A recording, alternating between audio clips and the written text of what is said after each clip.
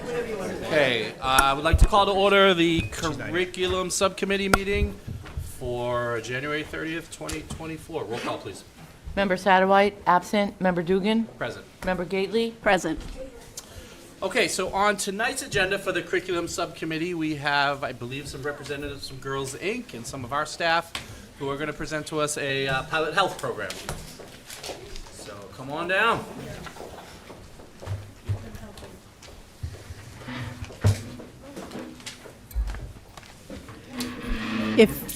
If you would each introduce yourself before you start your presentation. Thank you. I am Deb Tanzer. I am the Director of Nursing for the Lynn Public Schools. Hi, I'm Bridget Brewer. I'm the manager of our Adolescent Sexuality Education Program at Girls Inc. of Lynn. I'm Colleen Peterson, Assistant Director for PE Health Athletics. I'm Jackie Western. I'm the Assistant Director of Nursing for the Lynn Public Schools.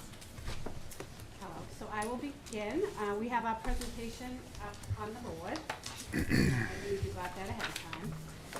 I'm here with a few others from the school department who will be presenting on a Girls Inc. Health Education Program for elementary school students, specifically grades 4 and 5. Nursing is here to support and recommend piloting this program at a few of our elementary schools. Okay, so to start, we have shared the DESE vision in the health curriculum framework.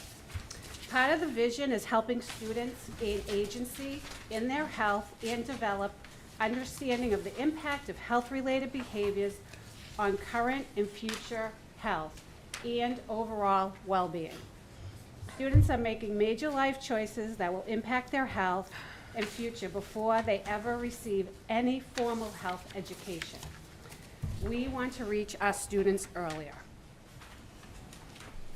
So next, we are just sharing and reviewing the school policy on health education. It's the IHAM. This includes the school committee's belief that school offers the greatest opportunity for effective health education and reaching children at an age to develop lifelong positive health habits.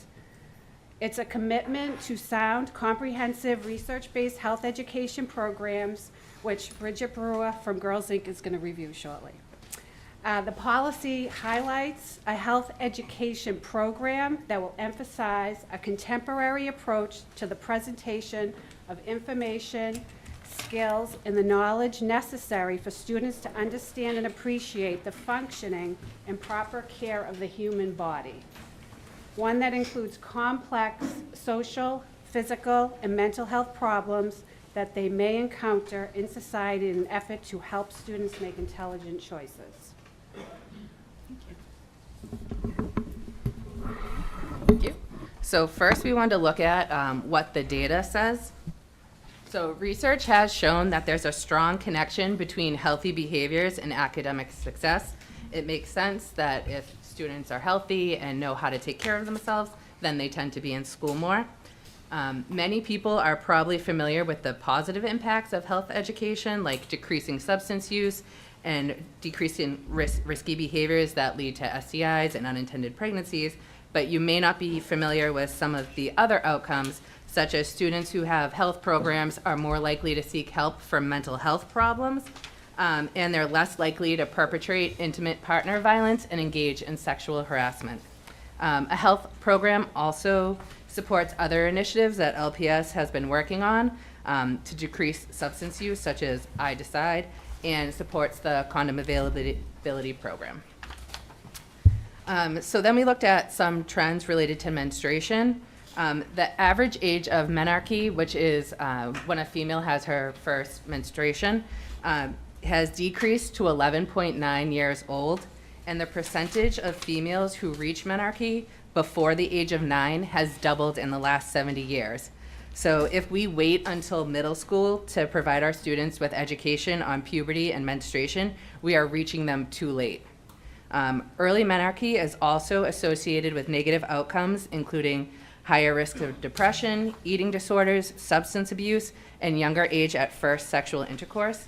These are all areas where health education has been shown to have a positive effect. Then we pulled some of our LPS data to see if it supported what the research has shown. This chart shows the number of gynecological visits we see in LPS by grade. Almost all of these visits are menses related, whether it be for cramps, needing a pad, or something else related to menses. As you can see, we are seeing 4th and 5th graders for menses related visits. And when you look at these numbers, this can't tell you how many of our students are menstruating, because when females get their first period, it's not regular for usually 2 to 3 years. So we don't really have an accurate assumption about how many students this is affecting. Sorry, let me just switch where I was. These numbers are through the beginning of January. They are increasing, and I checked them recently, and the numbers are up from where I put it earlier when I made this. This slide looks at the number of behavior incidents by school level for this school year. By introducing these programs in elementary school, we hope to lower the incidence of certain behaviors, especially those we see peaking in middle school, such as fighting and incidents that are sexual or obscene in nature. And then this data is from the LPS Youth Risk Behavior Survey. This is from the 2022 school year. The data from 2024 is still being analyzed, so we don't have that right now. But as you can see, almost 40% of our 6th graders reported self-injurious behaviors in the 12 months prior to taking this survey. By reaching our students earlier, we're hoping to see a decrease in these numbers. Thank you. All right. Hi, everyone. Thank you so much for having us here.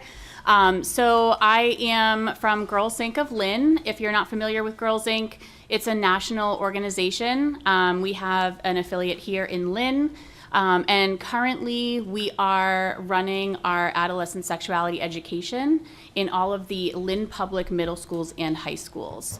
And we have a really great opportunity through the Massachusetts Department of Public Health funding to implement the STRIVE program. And I'll tell you a little bit more about that.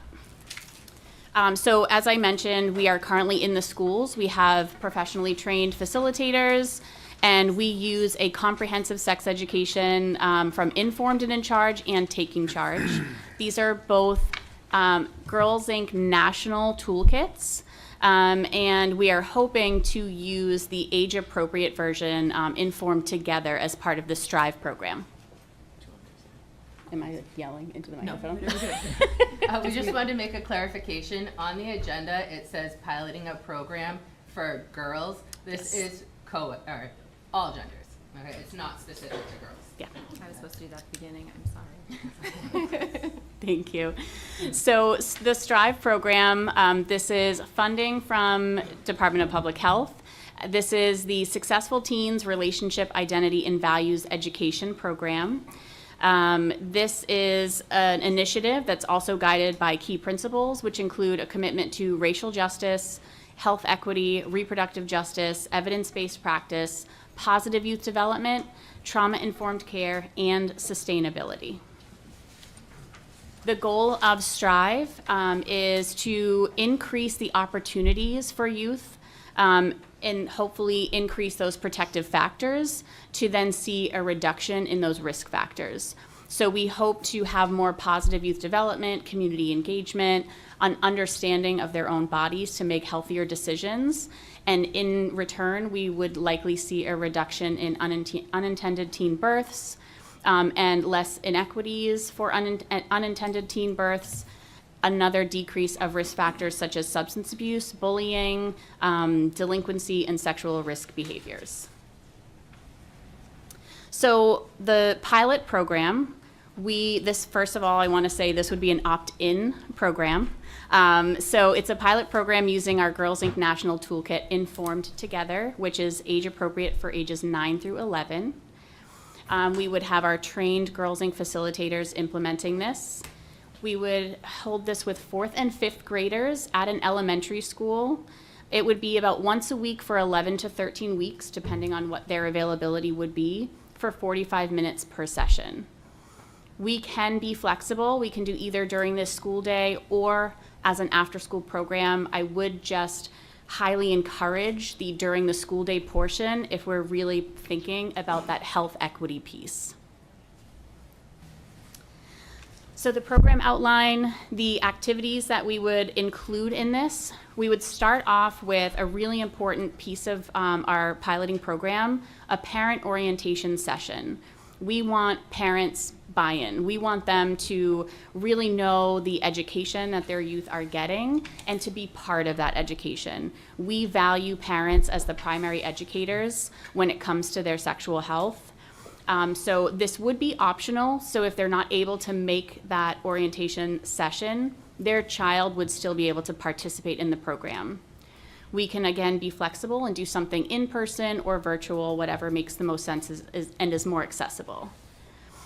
Then we would start off with the youth, the 4th and 5th graders, with an introduction session. This is an opportunity to really let them know what the program's about, create a safe space with group agreements. We would do a pre-survey. There's information about that a little bit later on our opt-in form.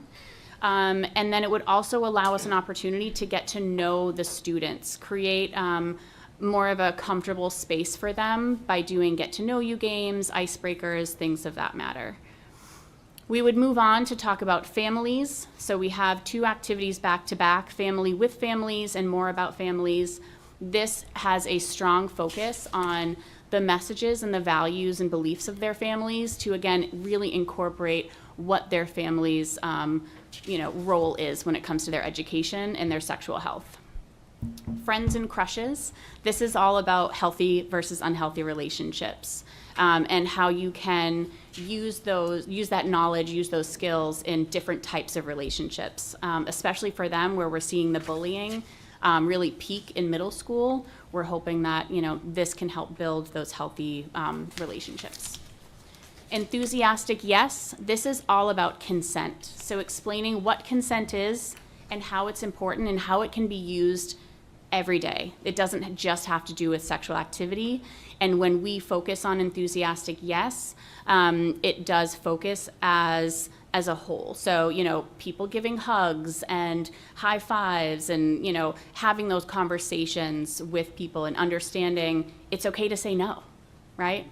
Then we would move on to talk more about their future, their goals, and how to make those goals SMART goals, and think about some things they have coming up that they would like to work towards. We would then move into anatomy. So this is learning about the parts of the body, including reproductive organs, as well as external genitals, which aligns with the national sex ed standards. We would talk about puberty. So there's 2 different sessions on puberty. One really gets them to talk about their feelings when it comes to puberty. There's a lot of fear when it comes to this topic. So really just giving them a space to express that, talk about their feelings, and then go into what happens during puberty. That's going to bring us into menstruation. We'll talk about what happens to the body during menstruation, why it happens, what type of products there are available for youth, and where they can access those things. And then the last portion, there's 3 sessions that focus on online safety. So getting online, really understanding what family values and family rules are when it comes to being online. Reading the pictures, understanding that what you see online isn't what really is always happening in real life, and that hopefully will help with their self-esteem and body image.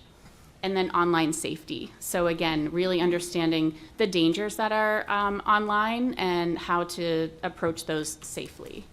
We would end with a final session, a celebration with a post-survey. We would do some sort of review game, and then an opportunity to just have fun and celebrate them completing the program. So the parent inclusion portion, so like I mentioned, there would be a parent orientation, an optional pre-program parent orientation. Again, we can offer this in person, online, whatever makes the most sense. We would also include a letter home to really tell them more about the program. So even if they're not able to attend, we can provide those resources for them. An opt-in permission form. So this is an opportunity for parents to really know like what we're doing, to really have a buy-in in the program. And I will also share that opt-in form on the next slide. The last piece of the parent inclusion is pre-session informative emails. So we would send out an email to parents prior to each session, letting them know what the topic was being covered, as well as resources that they could use if they felt comfortable and wanted to have those conversations with their youth, or to just feel a little bit more comfortable being able to answer questions after they attend that program.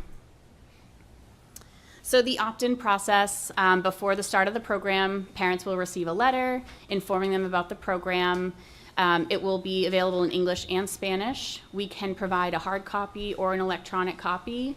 I would say with the electronic copy, it's a lot easier for them to just have a clickable link for resources.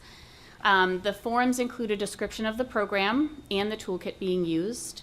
It will share that it will be facilitated by trained Girls Inc. staff, as well as information on the goals of the program, links to the policies, the law that you had seen earlier, and view the national sex ed standards that the program aligns with, and a little bit of information on the anonymous pre and post survey that are required through Mass Department of Public Health. If parents would like more information, if they wanted to view the activities ahead of time, my contact information would also be included. So that's just an example of what it looks like on the side. And then the last piece is just, sustainability. We know that sustainability is really important when it comes to working with our youth and really making an impact. We are currently teaching in the 6th, 7th, 8th, and then 9th through 12th grade with age-appropriate information. And we would love to have that opportunity to start working with the 4th and 5th graders to provide that age-appropriate information so that they can start to think about the ways to ask questions about their body, to know what's happening during puberty and during menstruation before it actually happens for them. So, thank you. My last part is I'm just going to go over how Informed Together aligns with the Mass Comprehensive Health PE frameworks, the new ones, 2023. So the lessons contain 5 of the CHP's practice standards, and they meet 20 standards within those practices. They're aligned with them, the key practices, especially in mental health, physical health, and relationship education, ensuring that students will receive accurate and age-appropriate information.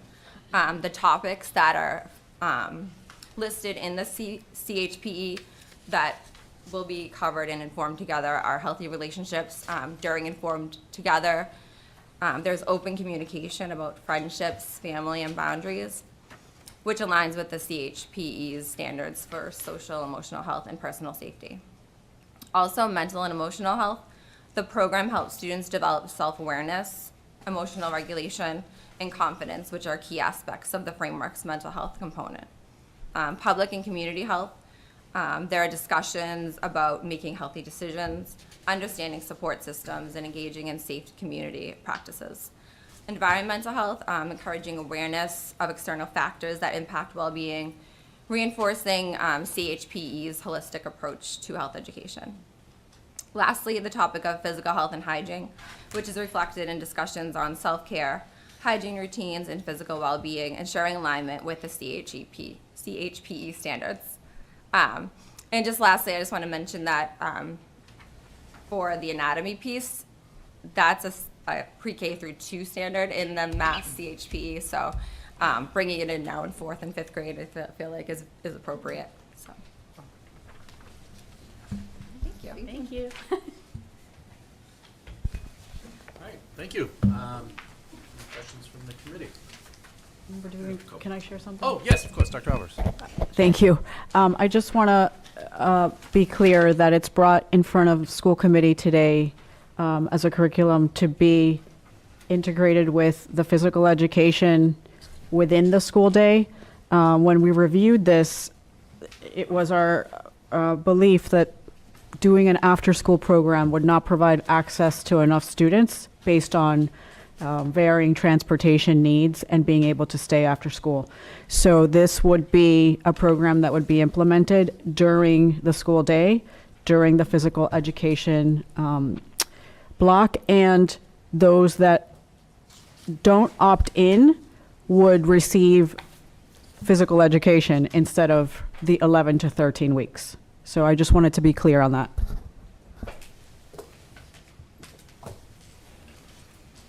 Member Gately? I'm glad that there are videos that were mentioned in this curriculum that threw me off and threw off other members, and I'm glad that you do not use those videos in our elementary schools, correct? Right, that is correct.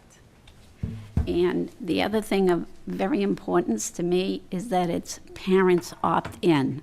If they don't opt in, they don't have to do it. They go to gym. The other thing I wanted to know is, this program is in grades 6 through 8 now? 6 through 12. 12, but how many students opt in grades 6 through 8? So do you mind, is that okay? Yeah, so 6 through 8, actually 6 through 12 is all, is opt out. Oh, So it's opt out. passive refusal, yes. And we have some that do opt out. The parents receive information at least a week prior to us going in, and they're able to either contact me if they have questions or would like to view the toolkit that we use, or they can just sign the form and they hand it into their health teacher ahead of time. Okay, but that's made clear to the parents, like if they're opting in elementary school, Yeah. and then they go into middle school, they think, I'm not opting in, and then they have their child come home and say they're taking it because they didn't opt out. Is that going to be made very clear to the parents? So it's the letter that we provide is sent home, and it's also on their Schoology pages. Okay, Yeah. thank you. You're welcome. Do you want me to take it? Do you have questions? Member Pena? Thank you for the presentation. I'm really glad that there's an opt-out with it, so I really appreciate that. One of the questions I had was, and thank you for all the work you do at Girls Inc. You know, you're raising a lot of leaders. I was just curious, do you offer this at Girls Inc.? Do you offer this at Girls Inc., and how We're much? currently running it right now, yes. Run it over there? Yep. And how many, what's the percentage of, the girls in getting involved in parents? That's a great question. It depends. We have some students that start with us in 6th grade, middle school, and go all the way until they graduate. So they go through this program multiple times. Now, have you tried it at the 4th and 5th grade level at Girls Inc.? So I have myself piloted a program with the school-age childcare, and one of them was actually 5 through 8. So the years 5 through 8. Yeah. I was looking at, as I'm reading through the material, one of the videos was Boss of My Baby, right? Now, the source of that, is that the site Amaze? So we, Is that what yes, that's- so we the source use of it? amaze.org Yeah. for some of our videos, as long as they align with the topic that we are covering. But we're not using amaze.org videos with this specific program. Okay, so you're not gonna use Amaze, okay? Right, so the Yeah. letter that, that was an example letter that we used for our childcare program when we were running the age-appropriate program for 5 to 8. But you are gonna use the video Boss of My Baby, correct? No, No, you're not, okay, 'cause that's okay. All right, thank you, I appreciate it, thank Yeah, you. of course, thank you. That's all I have, thank you. Oh, sorry. Yeah. So this is, so from my understanding, this is something that we have to implement with at the elementary level from DESI standards. Is this Yes. something that we have to do? No, it is not. This is our decision to supplement the current health curriculum. Okay. Yes. It's a curriculum.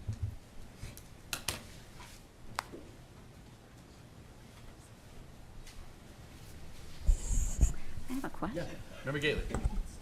These aren't DESI standards? Yes, there are DESI standards, but the curriculum is not, Oh, I get it. the question was it something that this curriculum was, that's what I understood. Yeah, that's something that's a new, coming from the top, something that we have to implement now. So it's just, it's DESI standards, but it's something that we don't have to. We have to implement the standards, Correct. Yes. but we don't have to implement This. particular program. Yeah. I just wanted to make that clear. Okay. So, you only have two. Motion, yeah. So Don't you make the motion, and I second it? I think so. All right, I'm going to make a motion to move forward to the Committee of the Whole, the elementary education program for grades 4 and 5. Okay. Second. Roll call, please. Member Satterwhite, absent. Member Dugan? Yes. Member Gately? Yes. Okay, thank you very much. Thank and, you. Thank you. so much. Thank you so much to all of you and to Girls Inc. for all the work. Thank you. Appreciate you. Thank you. All right, and that adjourns the curriculum subcommittee meeting.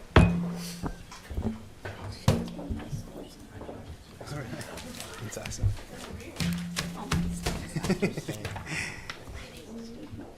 Really? Bridget?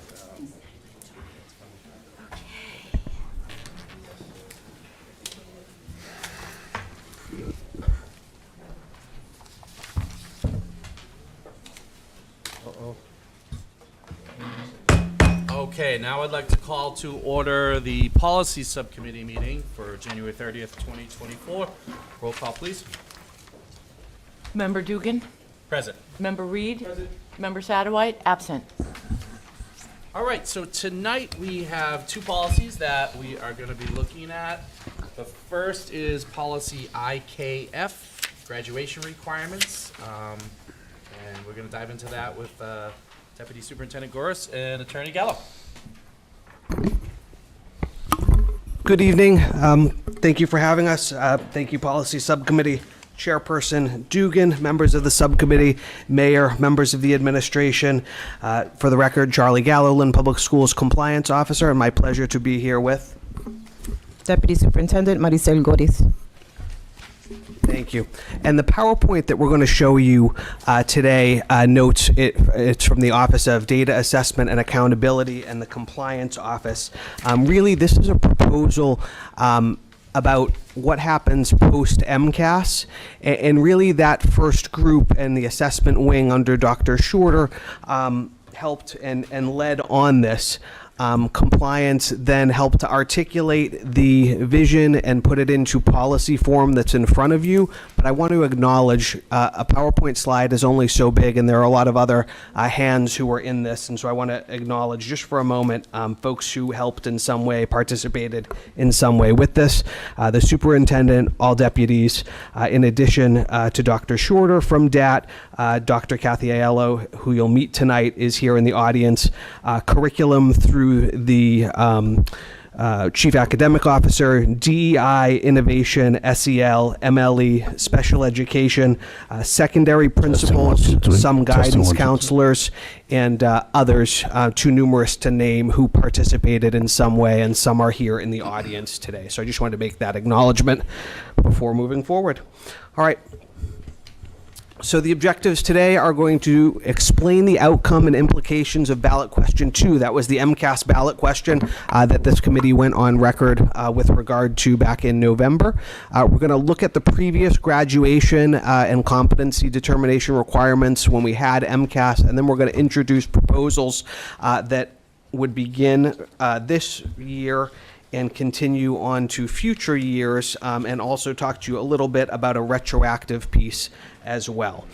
So here's the background. Everybody knows that the ballot question 2 results were pretty overwhelming statewide in Massachusetts and in Lynn. You saw that resulted in the MCAS as a graduation requirement essentially ending. Prior to that happening, just on your screen are the scores that were required to pass the MCAS. And following that ballot question, DESE has put it on the districts to figure out what their competency determination requirements are going to be post MCAS. And so there's two things going on. There's graduation requirements. What are the programs and courses that all students need to take? In addition to that, how do we show competency, which are two related but separate items. Okay. So DESE says that you take the new language of the statute as a district, you align your policy to it, school committee considers and ultimately approves a policy. We share that with students and families, with educators and with stakeholders in multiple languages, and that competency determination post MCAS has got to measure the things that MCAS tested, which are those highlighted items there. This is the new language of the statute as of December 11th, 2024. All right. So I do want to note this, and this is important for members of the committee and I think also parents and guardians in the community. MCAS participation is still a requirement per DESE. It's not to get a competency determination or diploma, but it's still going to be offered every year despite this question. This is taken directly from a DESE frequently asked questions that was issued in mid-December. MCAS is still going to be an accountability measure for districts, so it's important to incentivize participation ultimately, and it's also important to look at that data. All of that still is in existence post question 2, but what is different is how do we measure competency, and I'm going to share with or turn over to the Deputy Superintendent on that topic. Thank you, Charlie. So we came up with some proposed pathways to competency determination, and we did this by class. We did this in order to align with our strategic growth, which is ambitious, rigorous, and achievable. We had our guiding principles lead this work, so we're grounded in these principles of balanced ambition with achievable progress, increase rigor progressively over time, and align goals with students' needs.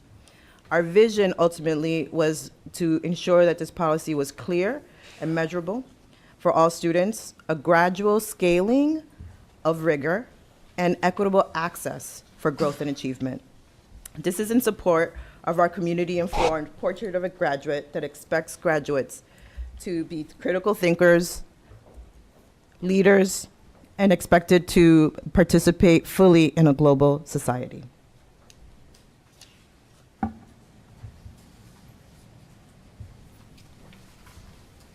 So the proposal for a class of 2023-2024, we are proposing that students receive a passing course grade in the equivalent of 10th grade mathematics, ELA, and science or technology and engineering, and that would meet the criteria for competency determination. So a transcript review will determine eligibility, and a diploma would be dated 2025, accompanied by a letter of explanation from the Lynn Public Schools.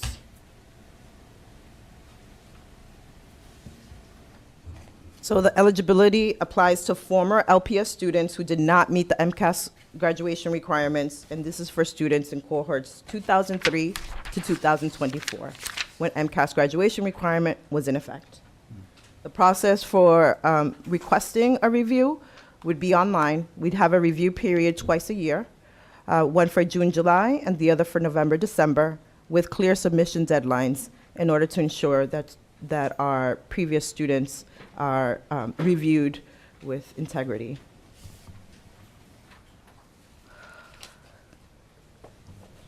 Our proposal for the class of 2025 is for passing course grade in 10th grade for mathematics, ELA, and science, technology, engineering. If students did not meet that criteria outlined here, the students will participate in course recovery programs in order to meet the requirement of a passing course grade. Similarly, for class of 2025, the proposal for a class of 2026 or 2028 includes the passing grade of those required courses and to meet one universal pathway, which I'll review in the next slide. For those that do not have a passing course grade for those core classes, which are delineated in the slide, they will have access to course recovery programs to earn that passing grade.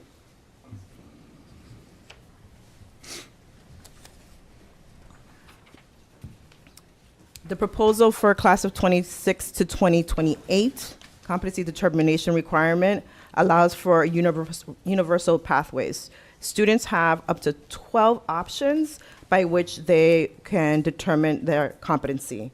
And all these are real-world skills and and assessments that would support students pursuing careers and or college after high school. So this universal pathway would be the universal the determination requirement, but I also want to note that it could also include any additional pathways as determined by the superintendent or designee.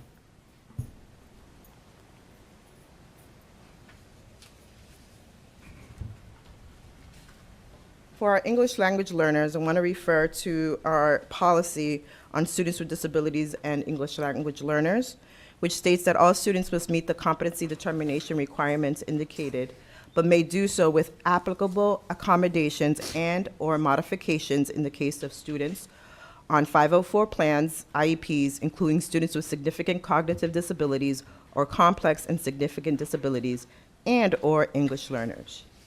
Therefore, our proposals for English language learners, is that in their universal pathways, that an English language learner are expected to meet this competency through the universal pathways, and that the district end of course exams will be translated as an accommodation that will be provided to the students in the program, if so eligible.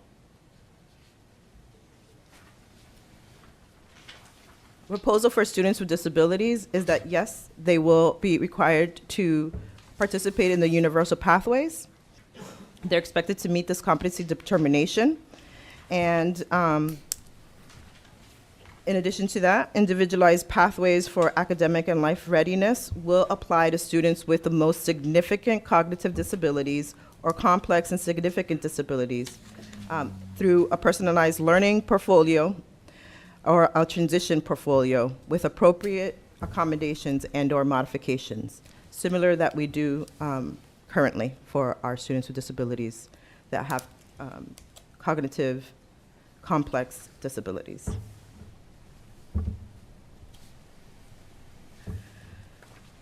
Just a reminder that we have been working under the principles of guiding this process in a way that releases up to a rigorous expectation. So our proposal for class of 2029 and beyond supports reimagining the high school experience. And so our hope is that we continue to provide students opportunity to demonstrate college and career readiness, and that their diverse interests and individual goals are actualized. And lastly, that their skills are developed to compete and thrive in a global economy. As such, our proposal for class of 2029 and beyond, which is currently the 9th graders, is to attain a 2.0 unweighted grade point average in the core courses that have been named throughout the PowerPoint presentation, and to meet one universal pathway, as indicated in this slide.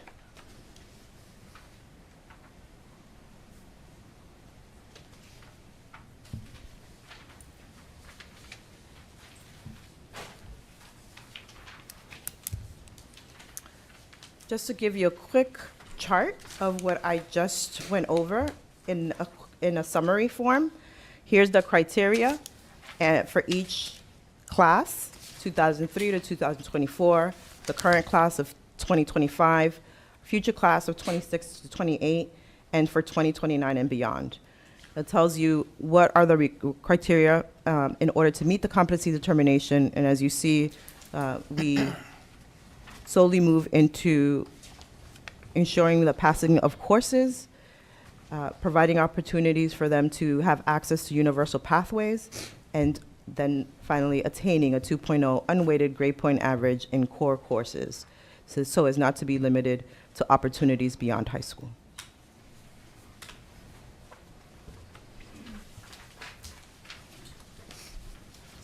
Is that yours?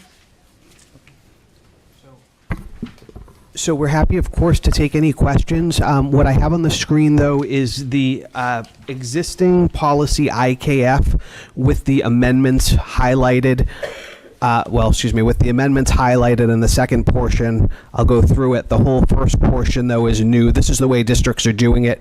They're preceding their existing graduation requirements policy pretty universally with a competency determination policy. So I'm happy to go through that piece for you briefly, or take any questions, whatever, through Chairperson Dugan you prefer we do. Yeah, I guess we'll just go right to questions if that's okay with the committee. Is that? Yeah. Okay. All right. Member Pena, Member Gately, Member Reed. Thank you for the presentation. I really appreciate it. Like the fact that we're still setting some standards and some goals for it. It's not going to be an easy walkthrough just because we got rid of MCAS. And my question was for the proposal for class of 2000. People can go back from 2003 to 24. Are you going to implement anything for disabilities or? And the ELs, are they going to have accommodations for them also? And I know the process is online only, but will they be able to have accommodations for ELs and disabilities on that? So the proposal is stating that they would pass the course. So many students passed the course. Mm-hmm. They did not pass the MCAS. For those students that need additional support because they did not pass those 10th grade courses, we are looking to partner with some organizations to support in providing accommodations and modifications and almost like a review in order for them to be able to pass those courses. Yeah, because language barriers was a big part of people not meeting MCAS standards. So my questions. So you are going to partner with nonprofits to try to accommodate. Okay. Yes. Thank you. This began, over 20 years ago, and people have lots of life experience, and that also influences their academic language ability. So you'll be surprised that many folks will be able to pass the course, but we will accommodate and provide modifications if they were so determined at that time to be English language learners or special ed students. Thank you. Member Gately. I want to know what a passing grade is. Because in the end here, it says like a 2.0 unweighted grade, and that would be a C. And I can understand that in 2029 because we'll have the facilities to enable our high school teachers to have the class sizes that they need to be able to help their students to attain those levels that they need. So that's what I want to know. Like, I'm sure every parent, every kid, everybody out there is like, what's that passing grade? And are we talking about passing grade in 10th grade and then taking courses to increase it by senior year to graduate? Are we talking about on senior year if they don't have these passing grades? I need some clarification for my teachers in the buildings and for those students that are in class. You know how big the class sizes are. And like next year, they'll get smaller. And the year after that, we're talking about high school. We're not talking about middle or elementary school right now. We are talking about the high school, and I want clarification on that so they know. So what's a passing grade? So currently, the passing grade has been the average of courses in which they have requirements for a mass core that they must pass. So any of those core courses, a passing grade right now, based on the scale, has been a 1.0. Yes. Which is nearly not rigorous enough for our students to obtain a high school diploma. So the 2.0 begins with next year's freshman class at graduation. So when the class of 2029 begins next year, they will be freshmen, and beginning from there on, it would be a 2.0 unweighted in those core courses that they must pass. We're not talking about electives, right? They have to have a 2.0 unweighted. when we're talking about, Wait, is that every year? They'd have to have a 2.0? it's every, well, you have to pass all your courses in order to end up with a 2.0 at the end. Yeah. So you would have to pass every single English class for 4 years with a 2.0. You, Math? or higher, yes, Well, higher probably, yes. but You could technically get an A in one course and a D in another and still end up with a 2.0. It's a 2.0 graduation, Overall, which is pretty standard across the country for a high school diploma. I thought you were At the talking current about time, every yes. single grade. Okay, I get that. But with the overcrowded in our schools right now, is it attainable in our high schools? I don't believe that a student's grade, right, is impacted by how many, I mean, that's about the delivery of instruction and effectiveness, right, of the strategies used in the classroom and also holding students accountable to pass their courses. So as much as we would like to say it's only based on overcrowding, I don't think there's any evidence to suggest that that's true. Oh, okay. Member Reed. I have a few questions here. The first one is, this is sort of, I guess, a little bit unrelated, but sort of the backward-looking MCAS. Is there any way that we or somehow the state can do outreach to all the people who would have otherwise passed if it wasn't for this? So that's I know it's tricky. No, that's a great question, Member Reed. We actually do that now. Oh, great. And it's required under a DESE process. Okay. And the way it works presently is that you have to reach out for the 2 years following their departure from the Lynn Public Schools. So, for example, let's say it was this year, class of 2025, we would reach out in 26 and 27. So we'll have to do some kind of process, I'm sure, again, but DESE has not yet kicked out guidance exactly on how that works, but it does work now in that way. Gotcha. I would guess something similar will happen. And is that like based on, you send a letter to, I know it's getting in the nitty-gritty, but you send a letter to their house, or do they have an email? How does? Great question. So it's very prescribed, and it's letter to their last known address. Gotcha. And so right now we only do it for 2 years back, and you're saying there could be an instance where DESE says you got to go further back, or just going forward, or I don't want to speculate. I'm just curious what. Yeah. So MCAS started, as a graduation requirement in 2003. Excuse me. It's a long time. And right, exactly. So realistically, most people are not Sure. going to live at the same address. We're not going to have that information, but I'm sure we'll do some outreach somehow, through social media or a press release or something. Gotcha. To be sure that folks know and can take advantage of this. Great. My second, thank you, Attorney Gallo. My second question is, what have we looked, or do we know what other districts are doing? Is this on par, or sort of is everyone doing their own thing right now, trying to figure it out? So it's the latter. Yeah. There are some districts that are taking an approach that is forward-looking, like we're doing. There are some districts that are doing temporary approaches and waiting for more state guidance. There's really not a lot of time to come up with something. I will tell you that we reached out to the 4 districts that I feel we're most similar to for this purpose last week. As of last week, 3 of the 4 had not come up with their plan. DESE would like districts to come up with their plan by February. So we're getting close to that. Those districts are Salem, Lawrence, Fall River, and New Bedford. The reason that we looked so closely at them is they live where we live in current rankings, and they are either demographically similar, or in the case of Salem, not demographically similar and much smaller, but they are nearby. So those are the 4 districts that fall within that. I won't name names, but only one of the 4 had come out with their plan yet, and it was a temporary in nature plan. Great. Thanks for being ahead of it. Can I just add to that?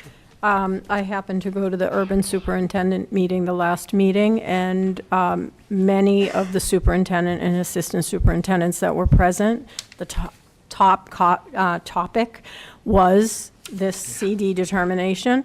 And like Attorney Gallo just said, it was the gamut of where people were.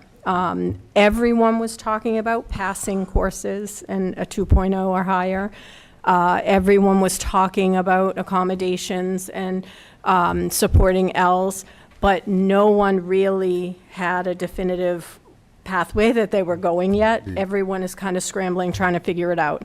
I would say that Lynn Public Schools really has done a phenomenal job of the team that was on this, of really giving solid guidance on, the pathways that you could take going forward. Attorney Gallo, maybe after this you can reach out to the other districts and send them over. Be the model. I've made a promise to one such district, actually. It's funny you say that. Could I just add, though, that, no vote that you take as school committee members is permanent, set in stone forever. And so that should give some peace, hopefully, if you were to consider this, that, if 5 years down the road there needs to be a change, there could be a change. It shouldn't stop you, I would say, respectfully, obviously, from your vantage point now, doing the best that we can. And of course, if we need to tinker with things down the road, then I'm always happy to come back and visit Policy Sub. Thank you for that. Sorry, a few more questions. So I was looking at the sort of the policy for students with disabilities, and I don't know it technically, word for word, but did anything at all change in that, or it seems very, very similar, right? Great question. So it is very similar, and ultimately, all students still have to meet their competency determination. Of the districts we looked at, there was only one with a significant build-out for students with disabilities. The provision that you'll see on I believe it's the third page of the proposed new policy, is a brief provision that references 504 IEP or MLE accommodations and modifications. It was written in concert with the district special education attorney. Special education was at the table for the discussions of this, and I'd recognize the deputy director, Jess McLaughlin, is in the audience here as well, with regard to this. Great. And what's my other question? Oh, and so any of these, I'm looking at these here, this sort of list of bullets of potential benchmarks to help graduate. Are any of those new, I guess, like where it says district end of course exam for, I guess that would just be a final? District, is that just a final? Yes, it would be a final. Okay. And then one last question, sorry. Do we have any idea how many students today would pass into these requirements? So we can't because these are all new. I guess we don't have the data for like ACT, SAT, or all these different requirements. Is that accurate? Yeah, we have some data for SAT, PSAT. So I just meant the whole thing. Yeah. Yeah. Yeah. We do have some data. We do have really good outcomes with Seal Up by Literacy, our federally recognized apprenticeship, our CTE, advanced placement, dual credit. IB and CLEP exams would be a new option that folks could take. CLEP meaning college level entrance placement exam. Yeah. And the district and the course exam is something that we would work collaboratively with the curriculum office to establish an end of course exam that really reflects the standards.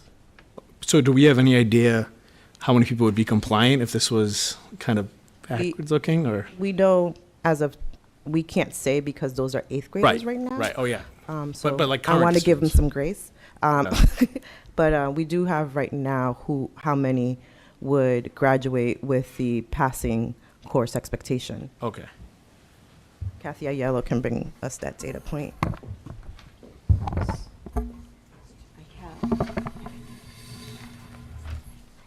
So as of right now, we have 180 students that have not yet met their competency with the old MCAS.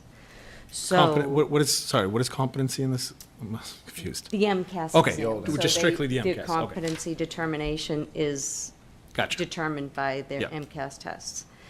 So district-wide, we have 180 students right now that would affect. So most of those students with these requirements would pass with the diploma. Gotcha. Thank you.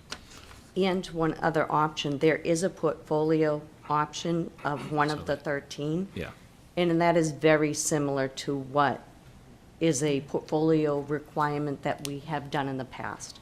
So for those students that don't pass the test, there are other options that DESE applied to cohort appeals and portfolio appeals. So that capstone option is going to be very similar to the portfolio appeal. Thank you. Sorry for the million questions. They're great questions.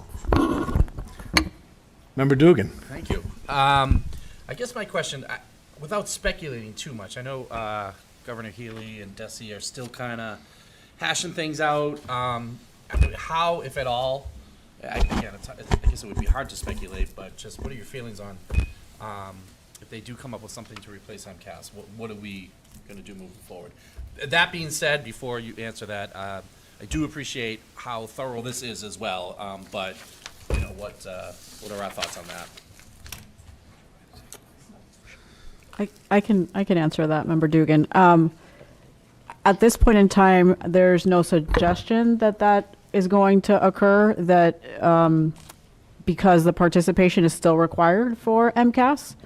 And so I understand they're also putting together a council, which means that if the council has agreement on some of the requirements that should be in place for students and districts to graduate, I would want to make sure that we review that, again, those requirements are also tailored to the students in our district. Because just like the MCAS was a decision like, this is the one test, right, that will determine your success and your exit out of high school, we want to make sure that we give students as many options as possible on how to meet the exit from high school requirements. And so, you know, I don't know if they'll replace the actual test with something else, but it would seem, you know, after the vote has been taken, that there shouldn't be one universal test, right? Just one avenue or method to determine whether a student should leave high school and if that is a real indicator of their future success. And I don't believe that, right, as a district, we believe that. So we felt that giving them as many options as possible to meet that same competency would actually benefit students. Right. Absolutely, and I agree. I think all the pathways you laid out are great, and I think really fits our student well. So I do appreciate everything you guys did and all the work. Thank you. Thank you. Member Gately. On classes of 2026 through 2028, Deb, can you check CLEP exams? And then I don't understand what that ERS is. I think it's a typo, so it needs to get taken out. So, thank you, Member Gately. So it's behind you on the screen. I wanted to disclose that there is one typo in a parenthetical. You caught me. I was going to disclose it though, but it is behind you, and the redraft has that fix. We just left out the qualifying score, so that's just one change. Otherwise, what you have in front of you is the proposal. It precedes the existing IKF, which is the existing graduation policy requirement, which has a couple of language changes, adding technology and engineering to science, but otherwise is what this board voted on. I believe it was in November of 2023, aligned with MassCore. And my favorite part of it, I want to just mention, is 26 through 28, those pathways. I'll just read the language. It is pathways so designated by the superintendent or their designee, which may include the following and or any other such universal pathways so designated. So we can, you know, we know where we're at now. We know where our students are at now. This can evolve to be sure that we're providing an equitable process for an outcome that you know, supports all of our students for success. When I saw the word, I was like, what is this? That's why I had to bring it up, so you get it out of there. We don't want it in our policy. Always grateful for the proofreading help. Thank you, Member Gately. It's a former teacher. Yes. I don't catch them all. All right. See no further questions or comments? Yeah, make a motion to go ahead and move these new graduation requirements to the committee of the whole. Second, roll call, please. Member Dugan? Yes. Member Gately? I'm not on the. No, she's not. Apologies. It's just. Oh, I'm sorry. No, it's okay. Member Dugan, Member Reed, Yes. and Member Satterwhite, absent. Okay. All right, thank you. We do have one more policy. I know that's a big one, graduation, so hang in there with us. But we are going to look at policy JJICA, which is the athletic eligibility high school transfer policy. And again, Deputy Superintendent Goris and Attorney Gallo are going to lead us through it. Thank you, Chairperson Dugan.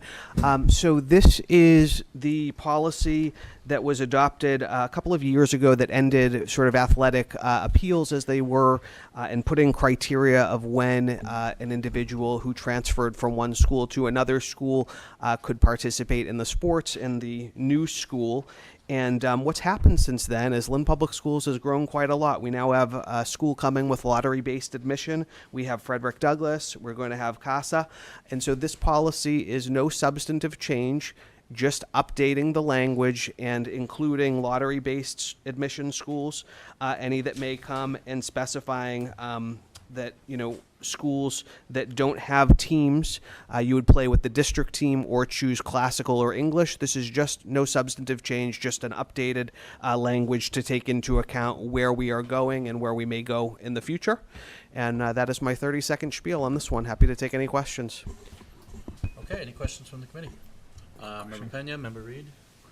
All right, just for clarification, so on a lottery-based admission, right, the standard doesn't apply, right, to like the STEAM Science Academy, and from what I'm reading here, tech is not an option. It's either classical or Lynn English. Exactly right. So if you're in a school that is not a quote unquote district school, so you've gotten through an admission process like LVTI, lottery basis, application basis, whatever the case may be, if there's no team at that school, you would play for English or classical or a combined team if one exists. I mean, I disagree with that, but this is the policy, is the rules. I think if a student's at Science Academy or Frederick Douglass and wants to play for Lynn Tech, the Tigers or whatever, I believe the student should have a choice. But thank you for the clarification. Okay. You gotta call me. Yeah. No, I did. Member Reed, I'm Oh, sorry. Yes. What was my question? Oh, does the MIA have any guidance on this, or is this a pretty unique situation? Because I know they're pretty, their rules can be pretty interesting. There are not a ton of districts that have so many Figured, different high schools, and so Lynn had a unique policy, which was this appeals board, which I think was totally unique. And we worked a couple of years ago quite diligently with Colleen Peterson and the ADs of the various schools to come up with a policy that worked for Lynn, but there's not a ton of MIA guidance on this. We did look at a couple of other larger districts, though, and so what we have in place and what we're not trying to change is something that is pretty standard for districts of like ours. Do you have a question? No, good. I think that settled it. Yeah. Good. Member Gately. I think you got it right on this one, Charlie. Thank you. Attorney Gallo. I liked it. I liked the explanation. I think that it's clear. I think that if you're a high school student at classical or English and going to Frederick Douglass or CASA or Fector Leary, they'll be able to. It seems unfair to tech, but it really isn't, because a lot of the students that go to English or classical would feed into these other programs. Thank you very much for your hard work. Oh, sorry. Yes, I have one Member Reed. question. No, of course. I'm sorry. Was it the case before, and I'm misremembering this, it was before my time, but did Fector used to choose what school they went to? Is that correct? Does anyone know? I honestly don't know. I think they make an initial choice in the policy so that they, let's see, if there's no, you know what, historically, I don't know very Okay, honestly. we can talk look into later. that. Yeah, I'm just curious. No, not consequential anyways. Deb, Provide context. This initially was. We can talk offline. What would you rather? I think we should continue with this, like, this is what we. Gotta be the head. All right, yeah, all right, I'll make a motion to move forward. Do we have to make a motion with this, or is this already? Okay, I'll make a motion to move forward with the updated athletic eligibility high school transfer policy Second. for the full committee. Second. Roll call, please. Member Dugan, Yes. Member Reed, Yes. Member Satterwhite, absent. Okay, seeing no further business for the policy subcommittee, we are adjourned. Thank you, everybody.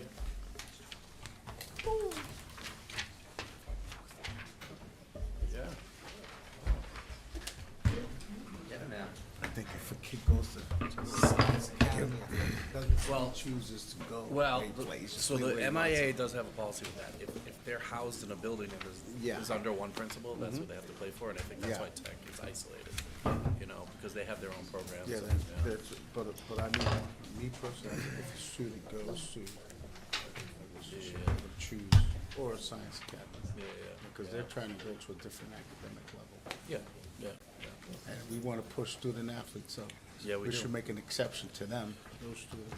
Good. I'm sure the coaches at Tech would like to. You want to be around? Go for it. No, I hear you. You're not Tech's going to join unique, though. classical now, they're in a hot streak, no, you can't no, transfer. No, Marvin's gotta keep it rolling. Oh, they're playing tonight.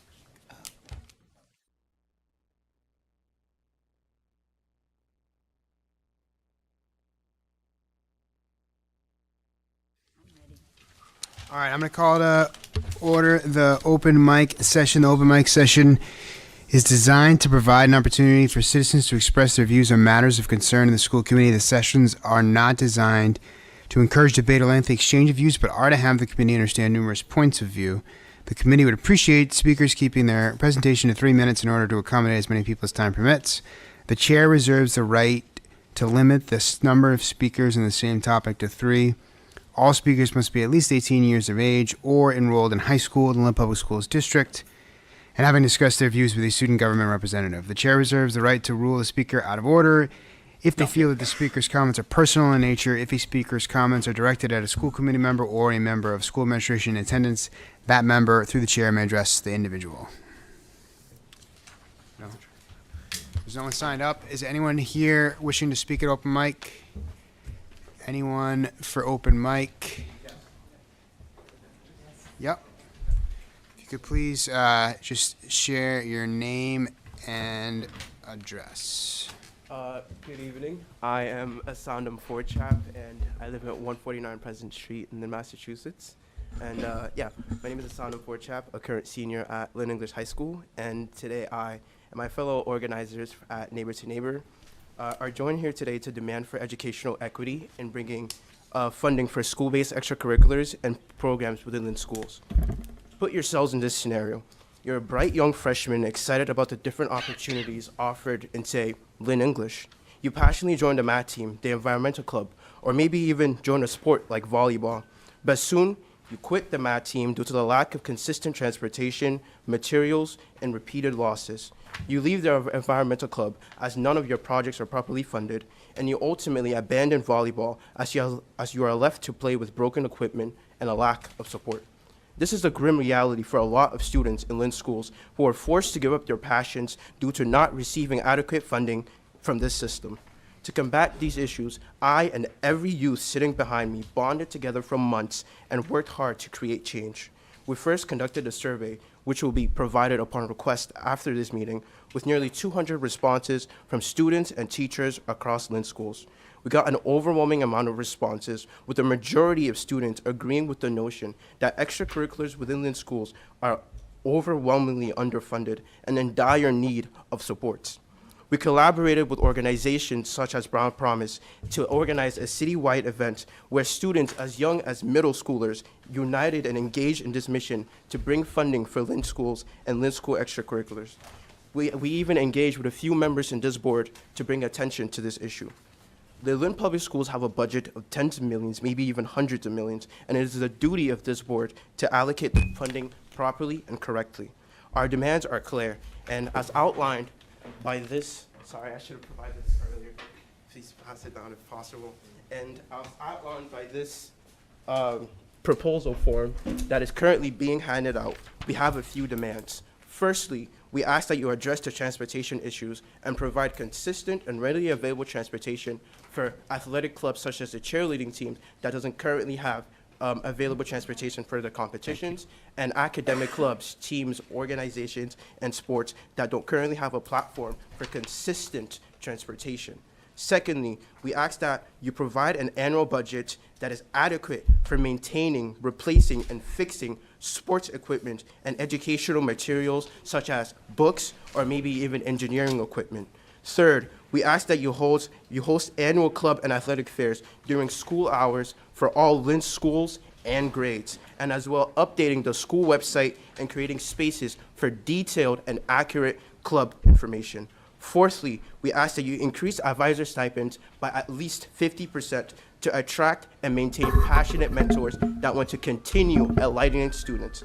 And finally, we demand that an extracurricular task force consisting of students, teachers, administrations, and parents. By listening to our demands, we ask that you look at this issue through the lens of that young student who lost all their passion due to the factors outside of their control. Let this be a precedent to continue your mission of equity and support of the students. I now carefully ask that you listen to the voices and stories of the students behind me and listen to the affliction of their voices. Thank you. Thank you so much. Thank you.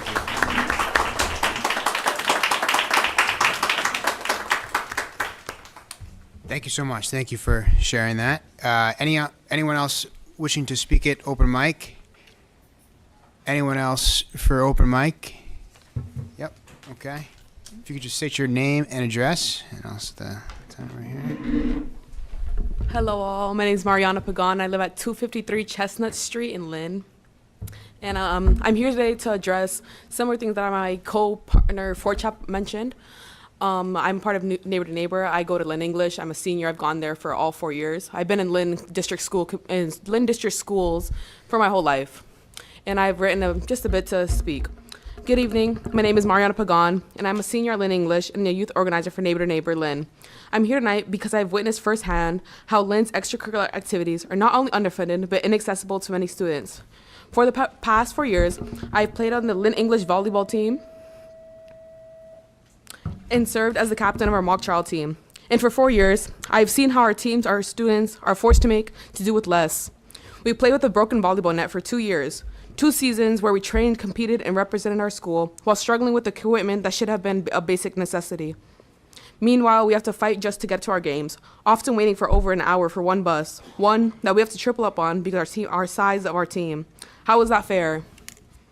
How are we supposed to compete on an equal ground when other schools don't face these barriers? For mock trial, other schools walk into competitions backed by attorneys and judges, getting real courtroom experience, while we sit in the classroom struggling to print our case materials because our printers have no ink. We're expected to go up against teams with legal professionals training them, while we don't even have the resources to properly prepare. It is disheartening. And the result? After 4 years, I see it clearly. Disinterest, decline, disadvantage. At a school of over 2,000 students, we barely have enough players to form a team. Because why would students stay when they see that they are not being given the same opportunities as their peers in other districts? This isn't about sports. This isn't just about mock trial. This is about equity. This is about our future. Lynn students are talented. We are hardworking. We are resilient. But we should not have to rely on resilience alone. We deserve the same resources, the same access, the same opportunities as students in better funded districts. So I ask, what will it take for our extracurriculars to be taken seriously? For our athletes, our competitors, our students to be given a fair shot? Because I promise you, if you invest in us, we will show exactly why we are worth it. Thank you. Thank you so much.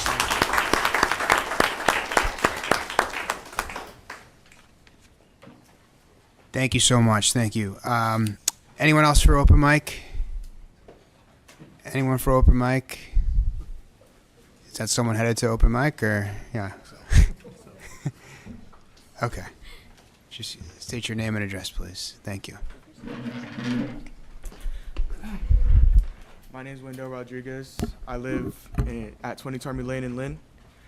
And I wanted to quickly state about the inequalities that happen in our school. I'm a member of the football team. And just recently, a couple of weeks back, our weight room was under renovation for weeks at like a couple of weeks at a time. We were trying to do weight room for our team, and we weren't able to do so. And I was just thinking to myself, I was like, other schools like Peabody or Swampscott wouldn't have to go through this, but our schools this happens quite often. And it also made me think about how our equipment, like our helmets, we've been using the same helmets for a while. Yeah, they get refurbished, but it's also disheartening as a player because we use Riddell Speeds, which are they're up to date. They work, they function. But it's like when you go against other teams that have higher funding like Peabody, their entire roster has Speed Flexes, which is also from the same company, but it's even more state of the art. And it's just you see the difference in our teams. We have about, I'd say, 40 players, and then you look across the stadium and it's 60, 70 players on Peabody's team. It makes you think this is probably the reason that we don't have much players. It's because our funding is so low for our team, and we look around and it's disheartening to as a football player. I play because I love football, and I never really took a step back to realize that a lot of our equipment, a lot of things that we have is not the same as other teams that are more successful than us. And this season, we had a pretty bad season, but I wouldn't blame it so much on the players as it's hard to continue after you feel man, you look around and you just see other teams as the same age as you, where we all go to high school, we're all the same, we're all players, we're all people, but they're doing so much better and they have so much better to work with, and it hurts as a player because I love the game, I love playing football, but it's the difference in funding and the difference in performance is very easy to see. Even as a young kid or a teenager, it's hard as you just see it all around you, and it's very disheartening. And it doesn't just stop at the football team. You see even our own cheer team, they practice on torn mats that they have been using for many, many years, even before probably I was born. And it's really... What school is this? Lynn Classical. Lynn Classical. And it's definitely the same around English, because my friend has told me over here. But thank you for letting me speak.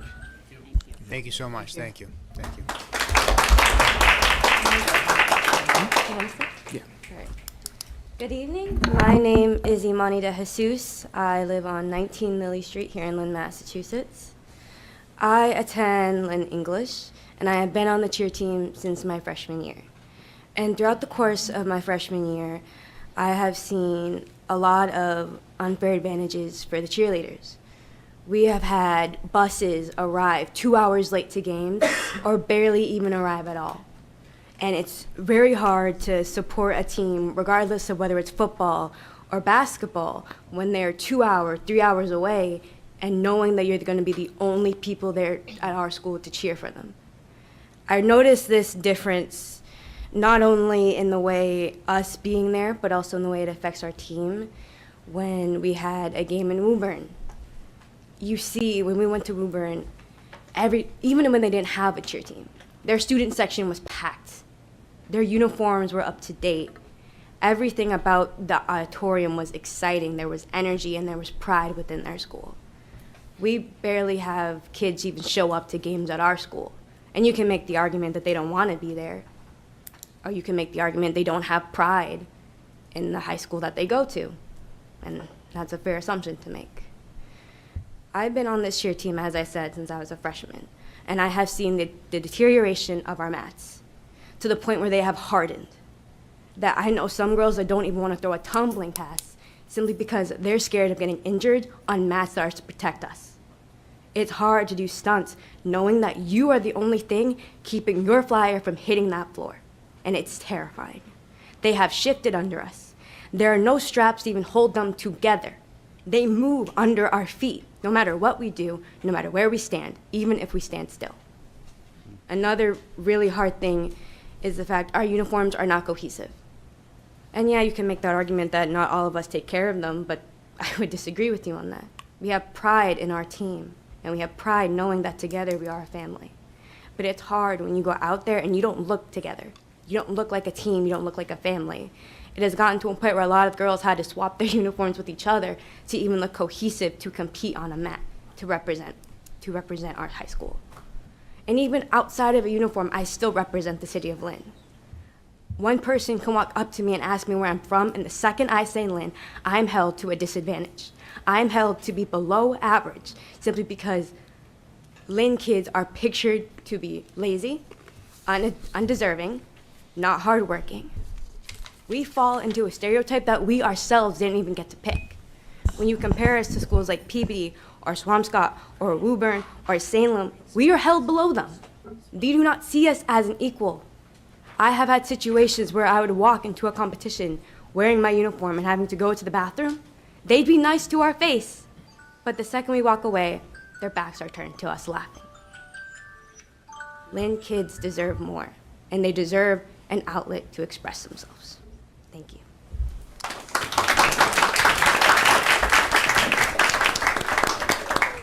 Thank you very much. Thank you. Thank you both.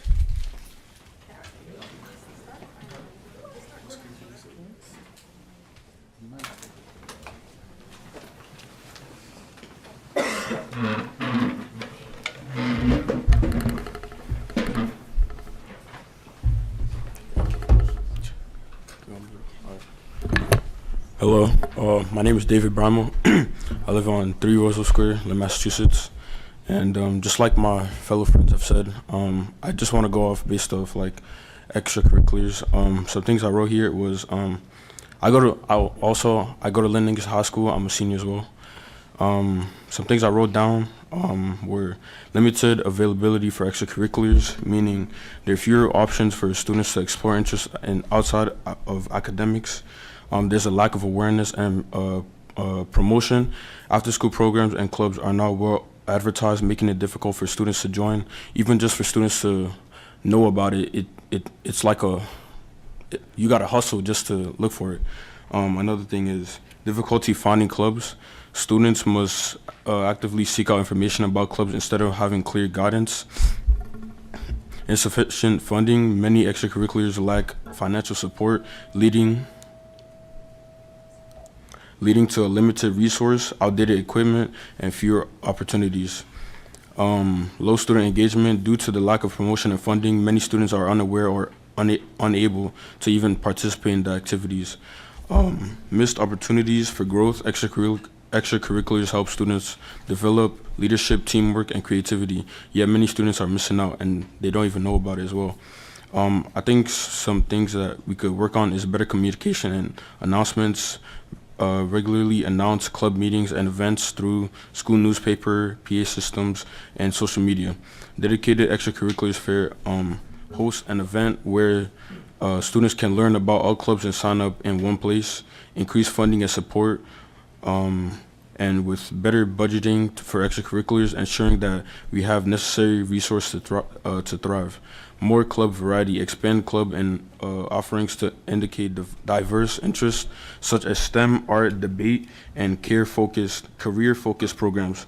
My last statement is stronger outreach efforts, encourage teachers and staff to promote extracurriculars and make it easier for students to join.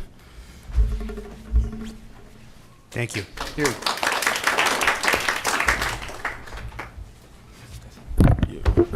Hello, I'm Alejandro. I go to LVTI, and I just wanted to share my experience doing like outdoor track. And first off, about like joining clubs and all that,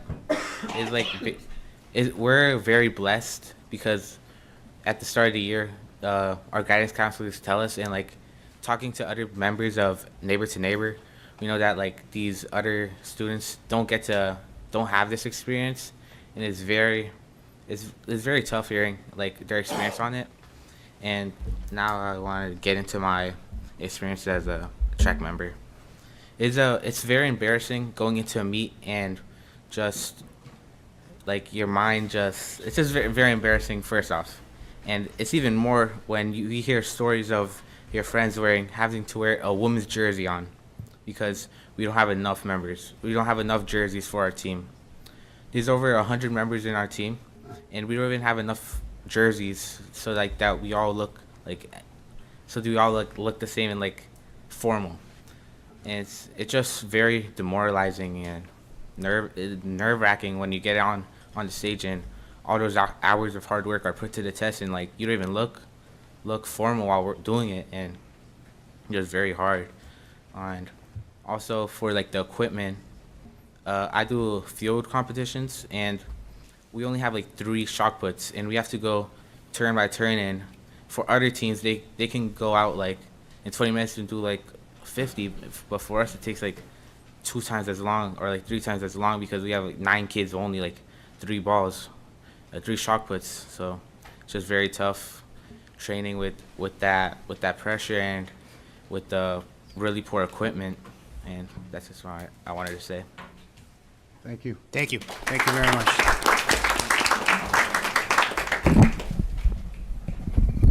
Hello, everybody. My name is Brian Belloso Gonzalez, and I live on 784 Boston Street. And I am a freshman here at LVTI, and I just wanted to kind of converse with you guys to share what my experience has been with extracurriculars here at Lynn Tech. So, I'm a very lucky person as I participate in this extracurricular where we have to fight tooth and nail to be able to get the funding that we need. Our advisor does a great job of making sure that we always have the money and that we need to be able to flourish and success. And we also fundraise we fundraise a crazy amount. And personally, I think there is some beauty in this, but it shouldn't have to be that way, at least for sports. That time that is spent working and fundraising the money just to be able to have a chance to win at any of the competitions should be spent practicing instead. Also, I think that the impact that extracurriculars can have on a person are also just unimaginable. Personally, previously to participating in this extracurricular, I often struggled with many things at school. It took me upwards to 30 minutes just to get out of bed. But now with this extracurricular, I've kind of found the passion to be able to get up before my alarm even rings. I pay attention at school now with no a reason. I in a way it ignited the passion within me to be able to properly pay attention at school. And if you want that to happen in other kids, I highly recommend that you pay more attention and more money when it comes to extracurriculars. Thank you.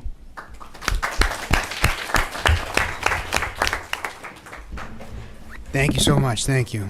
Thank you. Thank you.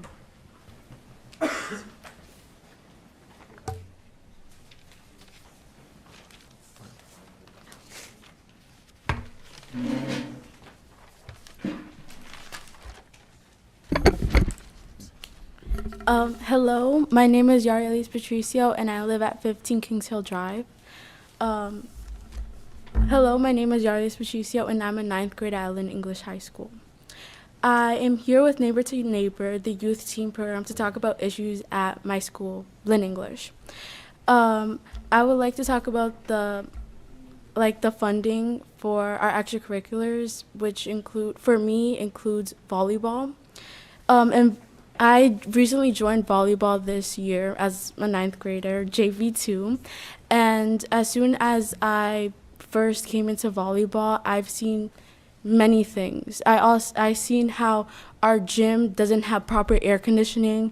As soon as I stepped into the gym, my mood was instantly I was happy, and then I was very sad because I would see other gyms have like from different schools have air conditioning, and the lighting will be perfect, and the school uniforms, like the team's uniforms, will be like up to par, amazing. And I'll look at our uniforms and I have stains, and it will be like either too small or too big, and it wasn't enough. I would also see how it would make me upset to see how our neighbors from Peabody, Salem, have all of these things that our school and Lynn are not being provided with. And I think it's extremely unfair how Lynn is not getting the proper funding for sports, which I feel like is very important. I've also been in clubs this year as student office, as president, and I've seen how my class advisors had to, pay a lot of stuff with their own money. I'm also part of yearbook club, and to fundraise money, we have our class, I don't know if it's like advisor, but the teacher, he gives us like slips, and we have to get enough money to even start off doing the yearbooks. And I see other schools in like Saugus, and they don't have to do that. They get that all funded for their school, and they don't have to worry about if they're getting enough money to provide yearbooks to the students. These are the many reasons why I believe that the school budget should be located to sports and activities. Thank you.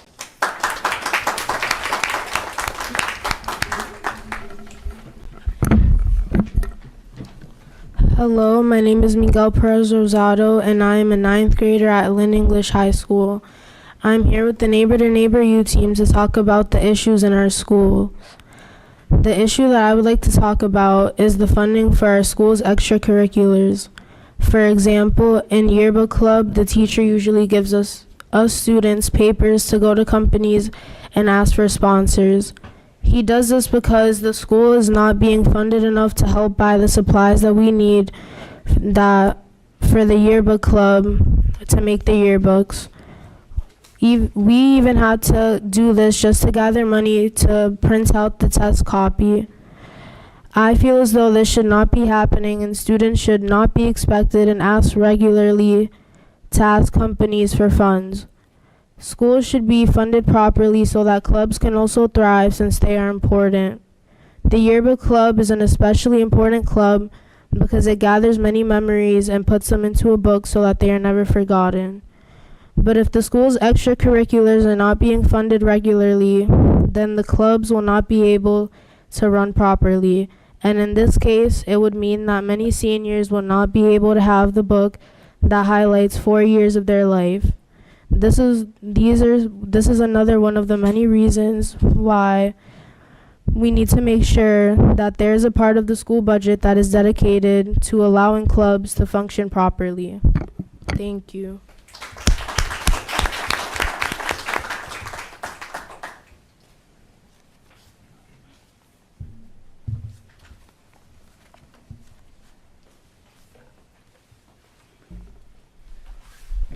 Hello, I'm Manuel Gonzalez. I live at 67 Howard Street, and I'm a senior at Lynn English High School. And I would just like to provide myself as another voice to push for the extracurricular, what we're fighting for. I was briefly in environmental club. I helped it with Danya here to get it up and started during my sophomore year of high school. And while it was being made and while it's currently running, throughout that entirety, it has suffered nothing besides lack of funding, lack of support, and evidently everything that has been done within that club has been purely done solely on its own through the students that have been in there and the teacher that has been advising it this entire time. And I also did volleyball last year, and the equipment has also been extremely subpar. The jerseys for both varsity and JV were exactly the same. We weren't provided anything of difference, and while other schools were, and it was very evident that they were. And other than that, I have not personally participated in many other extracurriculars. I do spend most of my time working, but I do communicate and interact with a lot of people within the Lynn Public Schools area, as my job is fairly close to the school, and I do personally get to see a lot of the stresses and kind of emotional concerns that a lot of the students within the schools have about these clubs and extracurriculars. And they usually, as passionate as they are about them, they do always have something that either concerns them, disencourages them, and puts them down when it's something that should be lifting them up, providing them with a space to be more passionate, more courageous, and overall just enjoyed to be in a school environment and doing something that they overall enjoy. Thank you. Thank you. Hello, my name is Dania De La Cruz. I am a senior at Lynn English High School. It's a trend you're going to see a lot. But my journey as a high schooler, I recall it starting freshman year of high school. I had no idea about clubs. There wasn't a club fair in which I can engage with leaders of different groups in our school. I wasn't aware. My only constant was orchestra, which I have been a part of since 4th grade. Orchestra is an all-city group. We play as a whole, and even in that group, we had to struggle to create funding, canning outside in the cold, or begging people to buy our cookies, or buy our chocolates, or buy our bundt cakes in order to scrap money for our students. That's a constant that we see in every single club. I'm also a part of student council, and it's the same thing. In order to create money that goes back to our students, we have to sacrifice time and effort and participation that we honestly don't see. And it also goes back to clubs. I mean, I have friends in the science team who have to compete in other cities and have to scrap their own materials, or have teachers pay for materials out of pockets in order to meet the requirements for the team. And when they show up to these meets, what do they meet? They meet other schools that have technology. They have iPads. They have all these tech savvy equipment, and they have whatever their teacher can provide them. We're seeing a really big difference between our schools, and I think it's only fair that the way that our funding is created gets reformatted, or in a way that is more beneficial for our students. You know, it shouldn't, the burden shouldn't fall on our students to have equitable groups. It shouldn't fall on our students the duty to and responsibility to create money out of thin air, you know? That's what we're asking today, and we really do hope that you consider and listen to our pleas.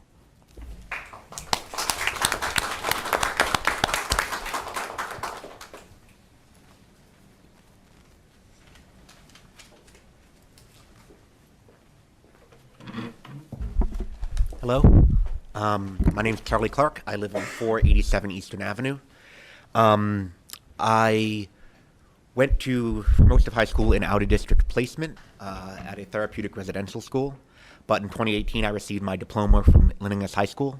Prior to that, I was a student at Fecto Larry, junior and senior high school. I've experienced firsthand, like, being in Lynn Public Schools and other districts and talking to kids at other districts in classrooms with kids from much wealthier districts and other similar, kids with more similar backgrounds. The disparity is so clearly felt.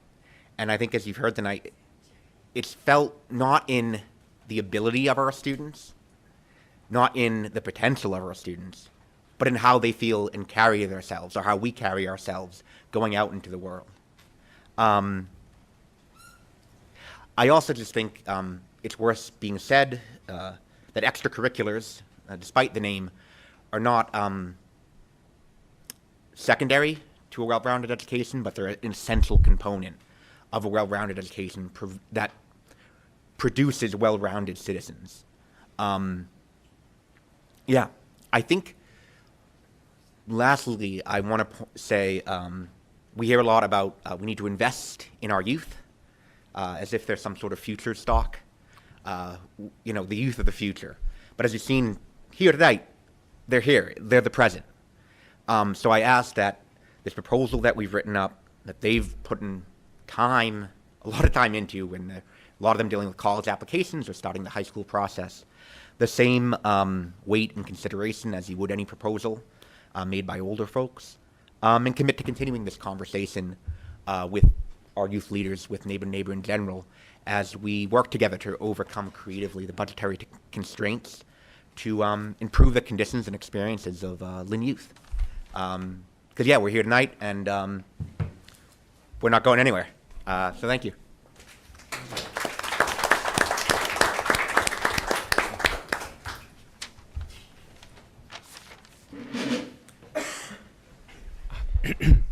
Hi, hi everyone. Thanks for having us tonight. My name is Gabe Cohen-Glinick. I'm an organizer with Neighbor to Neighbor. I'll be brief because I think they spoke it much better than I could. But I think the asks, the recommendations that we've put together are accomplishable. I don't think that's a real word, but they are able to be accomplished. They're not huge. We know that ideally we could get all the technology and all the best equipment possible. That's what we want. There's a huge problem with school funding across districts, as we've heard. But recognizing within that we can do better, and that this is something that is of deep central importance, not just to this group of students, but to so many of the students who they have talked to themselves through the surveys that they collected, that they created. This is not about Neighbor to Neighbor organizing as an organization. This is something that they developed on their own, and this is really real youth voice, and I think this is what democracy should look like. So thank you for hearing us tonight, and we're really glad to meet with anybody here, with the committee members, some of whom we've already consulted with a little bit to get a sense of whether our asks were on sort of on base, and happy to meet with anyone here to discuss further how we can collaborate to make these things possible going forward with the budget process this year, and appreciate your time. Thank you.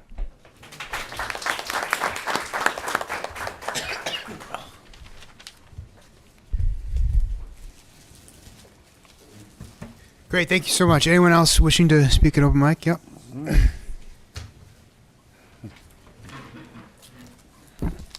Hello, everyone. My name is Yuri Sanchez Rio, and I am a Lynn organizer for Neighbor to Neighbor, but overall, I am a parent and a long-time Lynn resident since I was the age of 8. I went through elementary, junior high school, and high school. So I've seen a lot of what the kids are talking. My nephew, Wendell, goes to Lynn Classical, where I graduated. I can speak firsthand in regards to the disparities that they have suffered through and the embarrassment they have gone through wearing 3 or 4 different color jerseys in a football game, different color pants in a football game, green or yellow, and not, they're the Lynn Classical, green and gold, but they shouldn't have to mix and match. They should be able to be cohesive. They should be able to feel proud.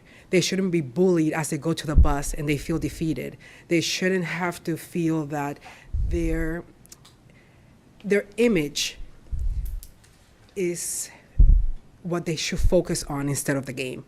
They are worried in regards to the preconceived idea that the other teams, half of them, and how they are portrayed after the games and how they lose doesn't define them.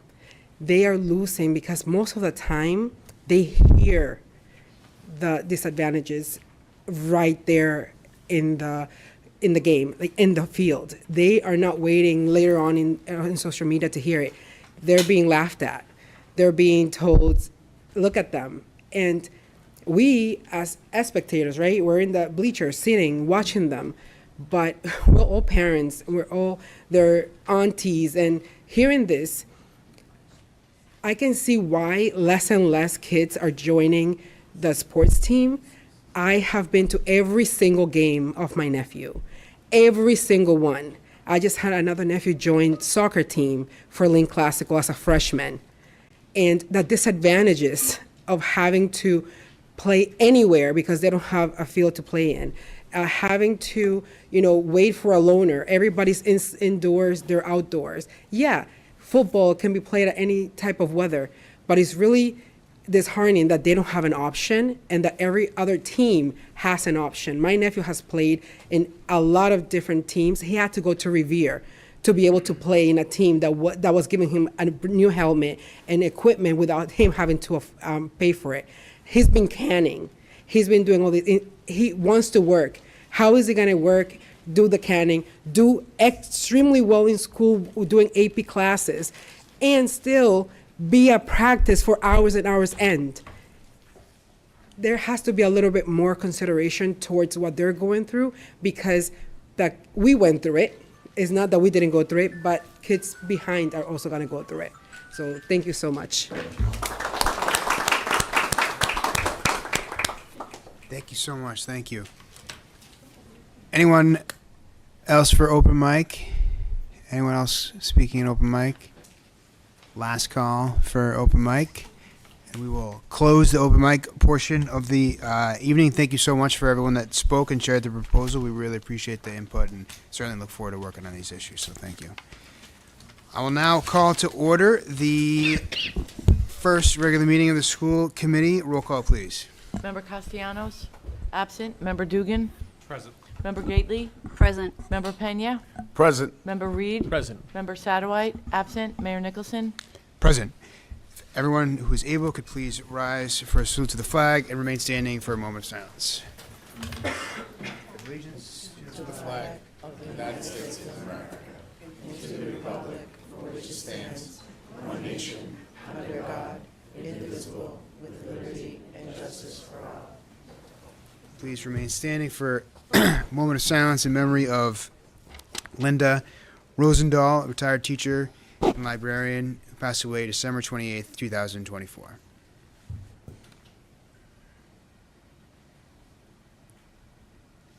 Thank you.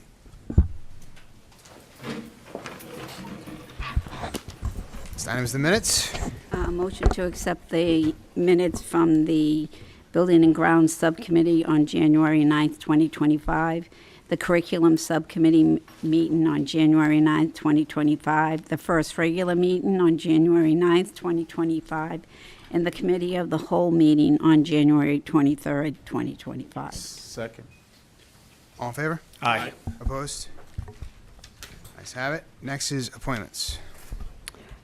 This evening, we want to share that Kathy Aiello is the Interim Executive Director of Data Assessment and Accountability, while Dr. Shorter is on parental leave.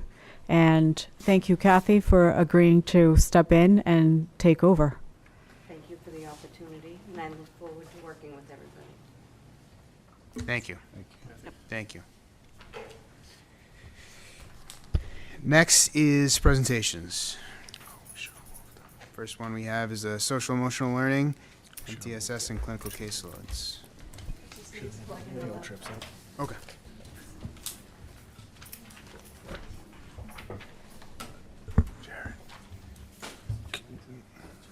What? No, yeah, we can do that. Yeah. She's just setting up, so. I make a motion to move new business items A, B, and C to the next item on the agenda. For a second? Second. All in favor? Aye. Opposed? All right. What's the?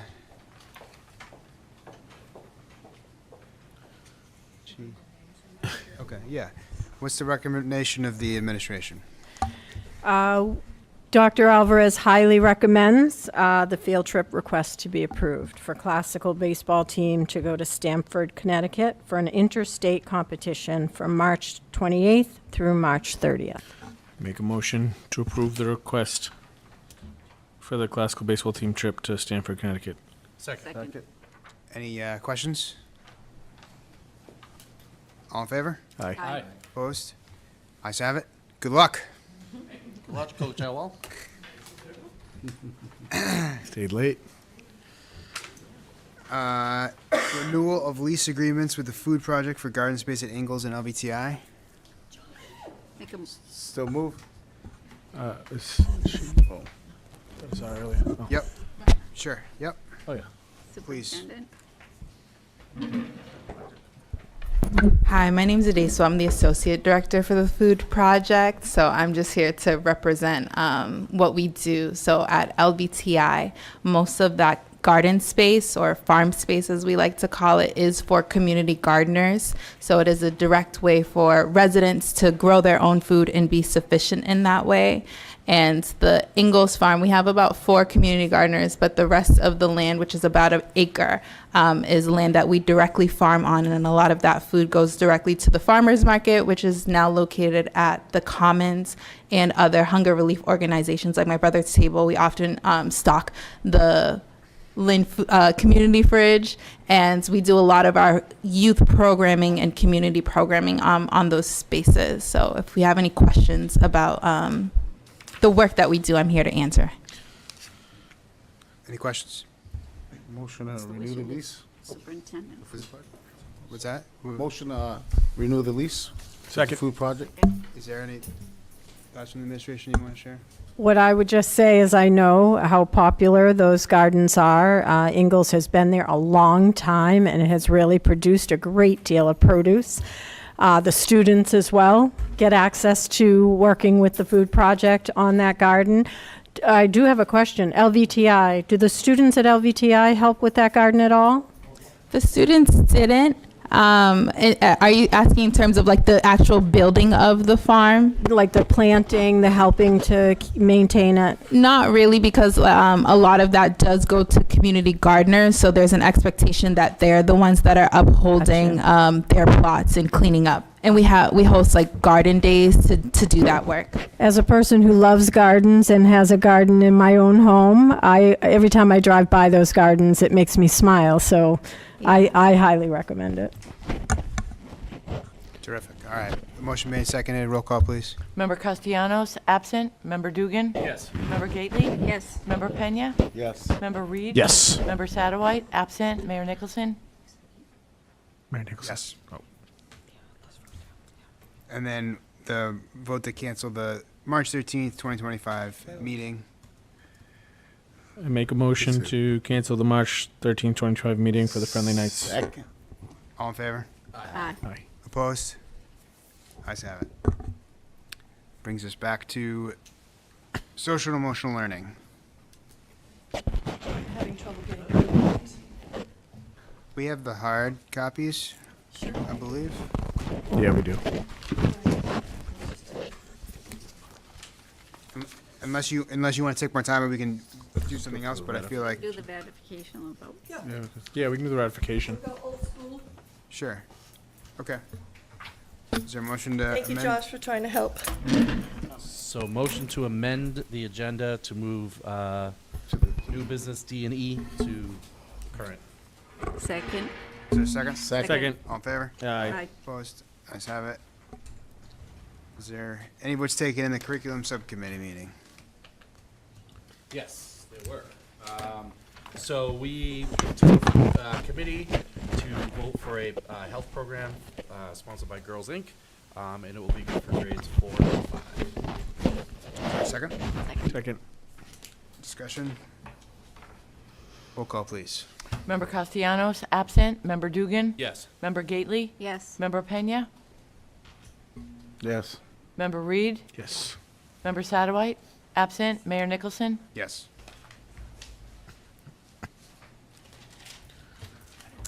Any other votes in curriculum or Nope, that was it for curriculum. okay? Yeah. Policy. Policy. And then, yeah, so on to policy. We had 2 policies that we voted to amend and put to the full committee. The first was IKF, the graduation requirement policy, so the motion was put to the full committee. Is there a second? Yes, second. Discussion? Roll call, please. Member Castellanos, absent. Member Dugan? Yes. Member Gately? Yes. Member Pena? Yes. Member Reed? Yes. Member Satterwhite, absent. Mayor Nicholson? Yes. And the second policy that was discussed, and put forward was policy JJICA, which is the athletic eligibility high school transfer policy. So that was a motion to put to the full committee as well. Second. Roll call. Member Castellanos? Absent. Member Dugan? Yes. Member Gately? Yes. Member Pena? Yes. Member Reed? Yes. Member Satterwhite? Absent. Mayor Nicholson? Yes. That was that. Great. Great work, everyone. Right back to social. Now, Third time's a charm. Right. Thank you, everybody. Nothing relaxes your nerves like messing up with the technology. So thank you all for welcoming me tonight. I'm Tina Hoofnagel, Executive Director of Social Emotional Learning, for those that may not know me. And I'm here to present just a look at SEL as we're in our third year, second year full implementation of the new model of providing support to students under the SEL department. And I want to focus on the MTSS work we do and take a look at the service delivery caseloads. So thank you so much. As we begin just the overall presentation, we're going to just ground ourselves in what the SEL definition is out of CASEL, and also the work we do. We'll then take a look at student support. We'll take a look at data to help tell our story about the work and the impact. And then I will take a just quick peek at the professional development that we've been doing to further increase our clinical skill set to support the amazing students that we get to service in the district, and then some of the district collaborations for some of the top work groups that we've been working on. So SEL, my goodness. How we define it in the district is we ground ourselves in the CASEL definition, and you have it there. I won't take the time to read it because I hope you did, but it pulls out elements of the importance of relationship, about having rigorous curriculum, meaningful curriculum, ongoing collaboration and evaluation, and that SEL can help address various forms of inequity and empower young people and adults to co-create thriving schools, to have safe and healthy and just communities. And in Lynn specifically, just a couple points. Our SEL department works to bring forward vision and practices, pre-K to 12th grade, and also the behavior and mental health services. And both of these things, all of these things working together to increase our sense of belonging. Data tells just a part of our student support story, and so important. And so we're going to take a look at these various data points as we get in. But I have to lay before you that we in our district, in the SEL department, we have a challenge of practice. We're a young department, relatively speaking, and we are still developing best practices and systems for capturing our work. As you all know, data is essential for understanding impact and need. In SEL, best practice would be to document our interventions in terms of the frequency of a problem, the intensity of a problem, and the duration, the length of time. And currently, we really only have documentation tools that account for frequency within Power Schools.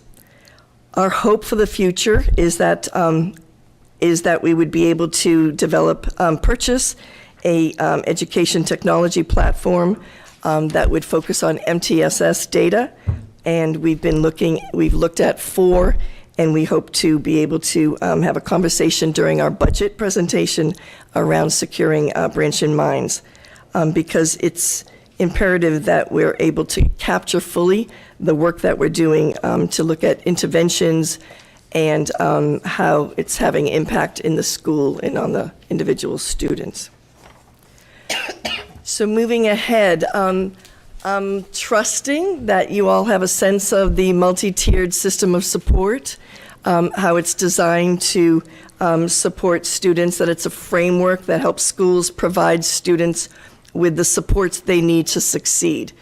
And so I'm pointing you to the Tier 1 model, and in our Tier 1, our practices are trauma-informed school practices. We do push-in SEL lessons going into the classroom. We support the teachers giving the Caring Schools community lessons, our SEL curriculum. We support behavioral Positive Behavioral Interventions, PBIS. We have PBIS operating in about 10 of the elementary schools and a few of the high schools. We also are part of a core member of the school team that works with the Attendance and Wellness Initiative, looking at data, and then doing outreach. We're involved in restorative practices. That's another Tier 1 level intervention. And we're excited that we've been able to, we've been piggybacking and partnering with our guidance folks in our nursing department to provide, when they do the SBIRT screening, the substance misuse screening, we've been able to bring in a mental health universal screening. And we'll talk a little bit more about that. And all of our tier work is grounded in our model of providing student access to one full-time clinician for every 250 students. So I just wanted to talk a little bit about what does trauma-informed school practices look like. I see Mrs. Gately is going to get upset. I left out a word, apologies. What school practices look like. This isn't a policy. Oh, okay. All right. So I could mess up, right? All right. Yep. So it's important. The building and admin and the clinical team, we do readiness walks to ensure that there's practices and presence of calming corners, welcoming rituals, SEL practices for belonging throughout the school. We have clinical voice and advocacy regarding discipline practices in collaboration with building leadership, particularly around restorative practices. We engage in emergency behavioral health drills in partnership with keeping the schools safe. And we provide a lot of teacher coaching and modeling around de-escalation with students having some behavioral struggles. We work to support behavioral change within the classroom. And we really try to get ahead of difficult communication with parents with our practices of informing parents when we have to file a 51A if there's been allegations of abuse or neglect. Those are some of the Tier 1 trauma-informed practices. I spoke a little bit about screeners. I won't say too much about that other than we are in the process of doing the screeners. So we've completed Lynn English High and Classical. We screened 371 10th graders and then 313 10th graders in Classical. And our data show that nearly 1 in 5 at both schools scored at moderate to severe risk for anxiety or depression. This is important information for us to have, and it's important for us to expand our screeners as it will help us to identify and then intervene with students that are struggling. So we want to grow in our universal screening program. There's a notation about, I'm sorry, I didn't advance it. Forgive me. So just I mentioned about pushing SEL lessons. I really want to make note that it's very common that we're invited into the classroom and we talk about lessons such as respecting personal space, kindness, bullying, values, feelings, identification, and many more topics. And at the secondary level, we are invited in to partner around the advisory program. And there's many topics ranging from relationships, communication, conflict resolution. And at our tier 2 level, we have the work we do. So when we have strong academic tier 1 and social emotional tier 1, it's able to hold most of our students. And then at the tier 2 level, kids that need more, we work with students with one-to-one meetings on their goals and their concerns. We do social skills groups. We do check-in, check-out. That's a PBIS practice where kids that need just a little bit more can check in with a clinician at the beginning of the school day and at the end of the school day, and it really holds them and supports them. And again, mentioning the wellness work that we've done. So I want you to understand, I did mention that we have a challenge, an imperfect data collection process, but we work to capture data at the Tier 2 level using team reports of student participation in voluntary counseling in individual groups in check-in, check-out. We have IEP 504 compliance data and our PowerSchool logged clinical notes data. And you can see this is our secondary student support visits. The orange line is from last year, and the blue line is from this year. We have the number of interventions that have been logged in PowerSchools. And you can see, now this is a snapshot from September to late December. And the work that we capture is the non-IEP counseling sessions, any de-escalation of behavioral responses we need to give, when we meet with families or students about resources that they might need, and our community referrals. So this captures, we have been seeing a significant increase. Our data projections showed that there was a 31% increase from last year in our clinical log notes. But remember, that's just capturing a number, a student. It's not capturing the length of time that it takes to work with that student. And then you have a look here at the elementary support visits. I wanted to bring forward the Tier 2 level work that we do. This is at the elementary level. We have students in groups. It's very hard to see on the overhead, but 423 students totally are involved in our groups. 306 students involved in individual support. This would be like a 15-minute planned meeting to talk with a student and providing support that they need around a particular issue. And it's with parent permission, obviously. And then we also have our check-in, check-out. That's what the CICO means at the top, CICO, check-in, check-out. And there's 92 kids participating in that at the elementary level. At the secondary level, at Tier 2, we have our middle schools and our high schools. We have 232 kids in groups, 530 receiving individual support, and check-in, check-out 40. A little bit more data around our elementary students receiving IEP and 504 counseling. Remember, this is compliance work. Students that get brought forward through the IEP assessment process, and they have been determined to have some sort of a emotional disability, and they require counseling. And so we have, at the elementary level, 403 students on IEPs for counseling, 47 students on 504s, totaling 450. And then you see at our secondary level, obviously the numbers increase, and we have 776 students on IEPs, 92 students on 504s, and total students 828. I want to bring forward, part of our Tier 2 work has been to be a strong participant at the school group, school-based groups, to have a response to the chronic absenteeism that we're struggling with in our district.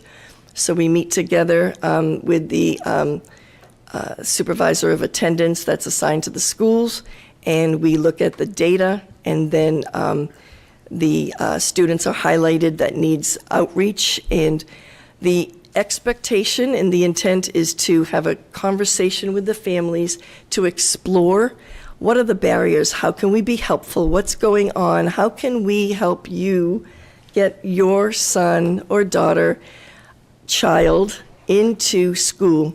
Tell us a little bit more so we can kind of solve the barriers. So we're trying to take a very targeted approach for that. And our parent outreach is captured in Power Schools. And then our Tier 3, these are our students that have been determined that they have the highest need. And so we kind of go back and forth because we're looking at, in the old way of thinking and in many districts, IEP and 504 would be considered Tier 3. And yes, they do get an extra level of consistent support, but they're oftentimes quite stable and could be almost seen as maybe a Tier 2 level. So they kind of rest in both spots, but we have students that have incredible behavioral dysregulation sometimes, and so we provide a lot of behavior support. We have students that are in need of looking at increased services, and that happens through the Behavior Intervention Action Plan, the BEOP referral process. And we also provide a lot of crisis response, at the school level, but also district-wide when we have difficult events that come forward, traumatic events such as a loss of life. We are able to mobilize the clinical team and provide support to the school, to faculty as well as students, and we consider that all of our, a lot of our Tier 3 level work. So just the importance, I won't take a lot of time to read through the BEOP process, but it's really it's a very systematic process for looking for finding the appropriate therapeutic placement for our most vulnerable students. And we're talking about internally, the different programs that we have internally in Lynn. These are kiddos that have acute social emotional impairments. We go through a review of observations and intervention supports to assess each student. Where we are at right now, it's just a little snapshot. We have 60 students going through the BEOP process at elementary level and 29 at secondary. And these students are our most acute students, and they're often needing support multiple times a day and regularly for hours at a time. And that's where we would like to be able to capture the intensity and provide that data as we go through these evaluation processes. The SEL team, primarily at the elementary middle level, we're tasked with responding to severe behavioral outbursts, and we help and assist with that, and we provide PD to the faculty on de-escalation. We run a de-escalation PD so that our staff, our teachers, are able to pick up on triggers that might be happening and be able to de-escalate within the classroom. So we're pleased to do that work. We do it ourselves, but we also want to teach our faculty. And so far, this school year, we have 163 SEL responses to severe behavioral incidents. The cell department captures some safety data, and I wanted you to see, again, the orange is last year, the blue is this year, and we are bringing forward that our abuse and neglect, those are the 51A filings, they're running about the same. Homicidal ideation, the same. Psychosis is up a bit. Self-harm, sadly, is up a bit. And suicidal ideation, that's when students have been thinking about wanting to harm themselves. And so we've been responding and providing support and screenings for those students. I wanted to bring in McKinney-Vento because I've been at the school committee a couple times in my role, and I haven't thought to bring forward McKinney-Vento. And it's so important that we understand and take a look at our students that are impacted by homelessness. That's a significant population. You see that there's a lot of, there's a lot of growth and increase of students being impacted by homelessness. It's increased. And I was taking a look at a look back for 10 years, and we used to be in like the 600 range 10 years ago, and now we're at 1,779 students homeless. You can well imagine the impact of that on their coming into the classroom and being prepared. And the McKinney-Vento federal legislation is to help ensure that they do not have missed opportunities. So we have a staff person, Anna Luz Adamus, that works with our McKinney-Vento folks and our students that are in foster care from DCF. I just want you to know that I've mentioned this before when I've been here, we have a wonderful 5-year grant, a SAMHSA grant on trauma, and it's through the Alliance for Inclusive and Prevention. And we're really happy that they've been partnering with us, and we've been getting really robust and evidence-based trainings. So these are the trainings to date for this year. And just lastly, to just take a peek that SEL is always at the table. We're welcome to the table. It's important for us to be at the table. And we've been, we were involved with DEI and DAT to bring forward the School Climate and Culture Survey. We're part of the district strategic plan. We've been involved in the Restorative Practices Initiative. And I mentioned already the pilot project with the screenings. And currently there's a multiple departments working on an MTSS handbook work group with a consultant from Branching Minds to help us get that system in order. And just lastly, there's a picture of, I collect heart rocks. Do you guys know what heart rocks are? Beach stones that get tumbled and shaped by hearts. And I've moved into kind of collecting those, and this is just a little sample.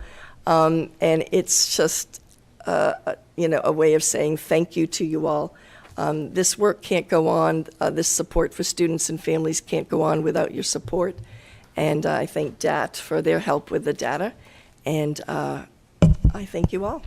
And this presentation was crafted by myself and Erin Heenan and Virginia Lee, my 2 assistant directors. Thank you so much. Thank you for the presentation. Thank you. Yeah. Member Dugan. Thank you, Tina, for the presentation. Sure. Very, very thorough, and I do appreciate it. Just had a couple questions, and I know I've asked about this before with our PBIS model. So you mentioned it's in 10 elementary schools right now? Yes. Is there a plan to, because obviously the data shows that that is an effective Yes. Behavioral method to deal with some of our tricky kids. Is there a plan moving forward to get that implemented into the other schools, or? Well, we have I guess what the holdback, is it budget, is it buy-in, like? Well, I don't think it's necessarily buy-in, but we have had some budget challenges. Okay. But we have 4 schools right now that are part of the Social Emotional Behavioral Academy that DESE brought forward, and it's a DESE-funded couple-year opportunity to bring 4 additional elementary schools into the PBIS process. So that's in play. But expanding to all, gosh, I don't do well with the mic, sorry.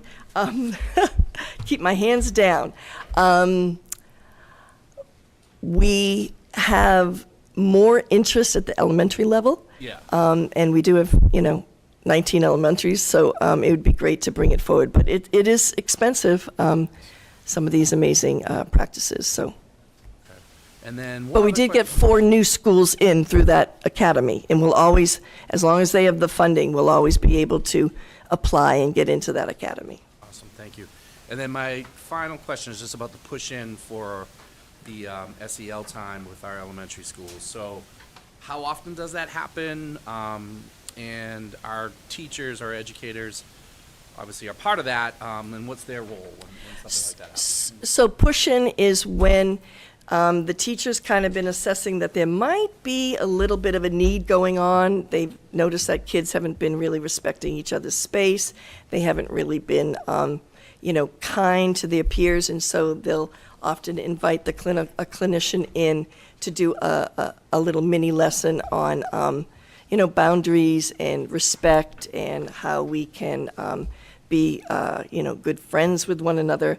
I'm thinking mostly at the elementary level. So, and we can build on also some of the work that goes on with the Caring Schools community. We're invited in. When I say push in, we're pushing into the work of the kids. We're not pushing in. We're invited. Right, Yeah. okay. So it's more of a kind of as needs. Sure, depending yes. on the- But it is something that is, very present and very much what we're able to do. And so when the clinicians go in, is there a curriculum that they're following? Because you mentioned a mini lesson, so, or is it just kind of, you need help, your class needs help with, Right, and so they would whatever. probably, they start with like what might be a lesson within Caring Schools and then amplifying and supplementing it. Okay, great, thank you. Any other questions? Yep, Member Gately. Hi, Tina. Hello. I went through this and I have some questions because it's like I don't know how many social workers we have here in Lynn. Okay. So how many do we have staffed here now? Yeah, we have 27 clinical supervisors. Those are the members of the LSAA. There are administrators. Okay. We have 68 clinicians. Yeah, that makes sense. 2 are grant funded through the Bright program. And we have 2 frozen positions per budget. So there are 95 staff in total and 3 district administrators. Okay. So when a social worker comes in, I'm just curious. Yeah. What is the onboarding like and what's the training that you give them before they go into schools? Okay. The onboarding they get is working alongside and under the clinical supervisor in the school. So they come with the DESE certification if they have it. If we have to hire on a waiver, they have a master's level degree in either social work or a comparable program. And they work with the clinical supervisor, learning the processes for documentation, getting to know the students, getting to know the building, but that's the onboarding process. It's shadowing, partnering, learning. But we try very much to, we really look for experienced people that have done, if you come through a master's program, you're doing clinical internships. So you've had 1 or 2 years of either previous schoolwork, being in a school as a clinician, or some other mental health field. So they're not green as far as how to build relationships and how to work with kids and how to bring forward. But they need to understand the school system. Oh, and how it absolutely. works. In So a that's- school world is a different world. It is a little different. Yeah. And so And it's how, fast paced. and I'm curious of how you're tracking the student data. Like, how many social workers, how many students do they see per week? I learned this new jargon, pardon me. My son is now a mental health counselor, so I know that he documents every single client he has, and he writes down. So we should be able to get that data, don't you think? If they are documenting how many students, so we'll know how many students the social worker has seen or treated Right. throughout the year. So you would have a number, and that's data. That's Right. what I'm looking for. Right. So I did not prepare per individual social worker, clinician, their caseload data, and I can certainly get that to you all. Per school, I did it more broadly, the schools, but we hold every student that we see gets logged in clinical notes on Power Schools. So that's one place we log. Then we have data forms, Excel sheets on our Ed Plan. It's now Ed Plan for our compliance cases. And we log safety data. But when I had shared about we have imperfect systems, most schools have one place similar to what the nurses have for logging in clinical visits. We want to move toward that in the SEL world as well. So we're looking to bring forward a proposal to get a technology platform that is sufficient for SEL. Okay, and this is sort of like personal, but I have a friend that had a child that was seeing a social worker in elementary school, but then got into secondary, but the ball was dropped. So are you worried that students may go without follow-up support? We have a system that when the fifth graders, we have a transfer form, and so everyone is supposed to fill out the transfer form, talk with the student, are you wanting support, get clarification from the family, and that document gets sent, and they have, transfer meetings with the next step up. So from fifth grade to sixth grade, from eighth grade to the ninth grade. Well, it didn't happen. Yeah, It and fell I'm through the sorry to hear cracks. that. Is this child still in school, or? Not because- sure.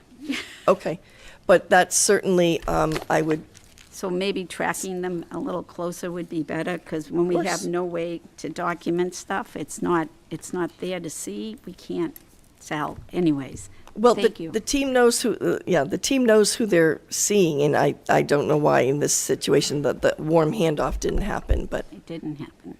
sorry to hear that. Okay, thank you. Thank you. Thank you for your presentation. You're welcome. Any other questions?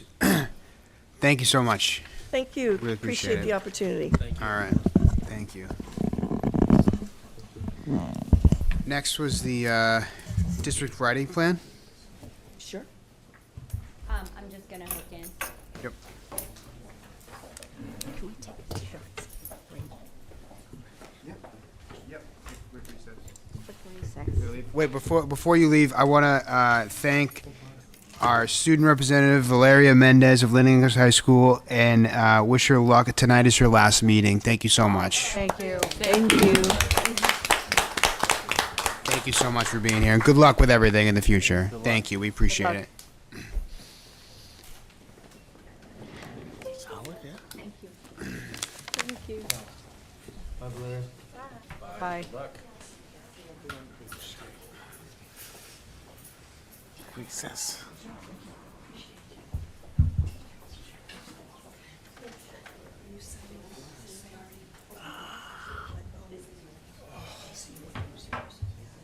So we're not gonna see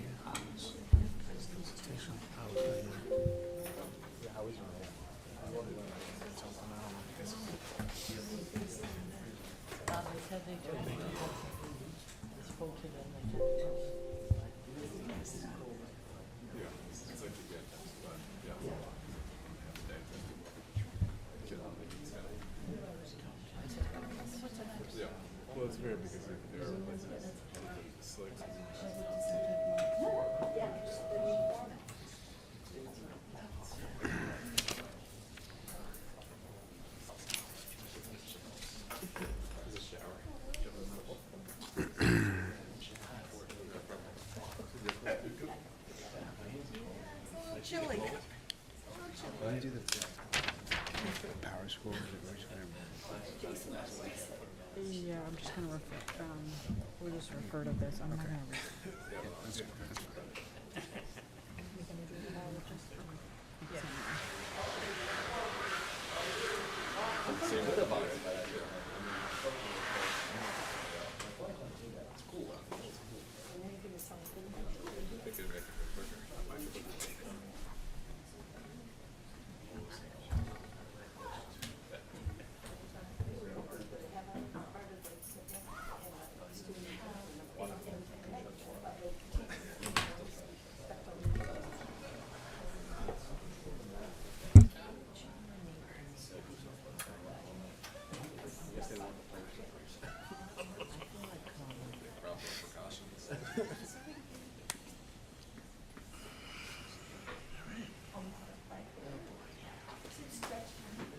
Stretch time.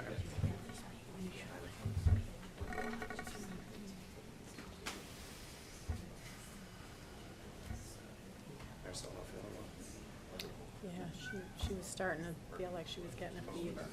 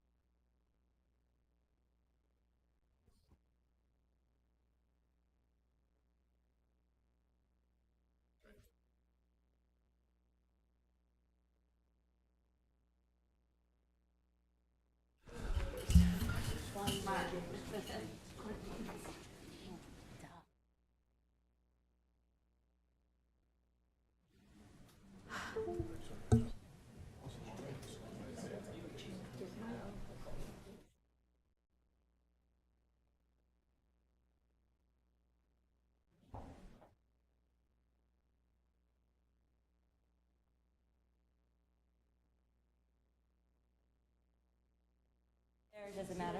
Okay. Good evening. Good evening. All right. So, happy to be here to present. I am Patricia Hebert's understudy this evening. So I have a really long presentation at the end of the evening for you all. I know that you're really excited about that. Actually, you're going to get ready. We're going to flip through some different slides.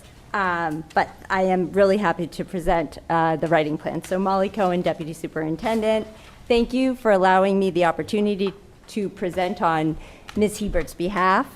Writing is an imperative skill that contributes to overall success in all content areas, and it opens doors for different career pathways. Building and district leaders, along with teachers, have elevated the need for a district-wide structured writing plan.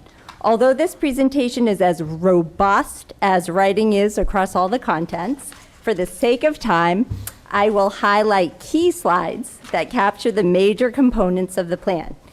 You all have full access to the presentation, and we will be posting this presentation on the Curriculum Hub on the website. We are in the initial stages of developing a plan to lift our current practices of integrating writing across all content areas and grade levels. This plan aims to showcase the effective strategies already in place and explore how to enhance those efforts district-wide. The upcoming slides will present our data, which demonstrates the critical need to focus on enhancing our writing instruction across the district. First, I just want to highlight the anchor standards for writing that are incorporated in MCAS, which is, you know, as we discussed this evening, the summative tool for testing our skills across grades 3 through 10. And how all of these strands are also in all of the content areas. So students are writing everywhere in content, and they exist all around the content. But what we're doing with the writing plan is actually elevating a through line of how to progress monitor students' writing. So that's the most important part of this plan. This MCAS data is pulled right off of the DESE profiles, and you'll see quite a discrepancy or a difference between how Lynn performs and how the state performs. And so, as you can notice, we're in the red across all of our different grade levels. The two biggest components that we'd like to focus on is idea development and conventions. So these are the grade 3, 4, 5, and then this slide is 6 through 10.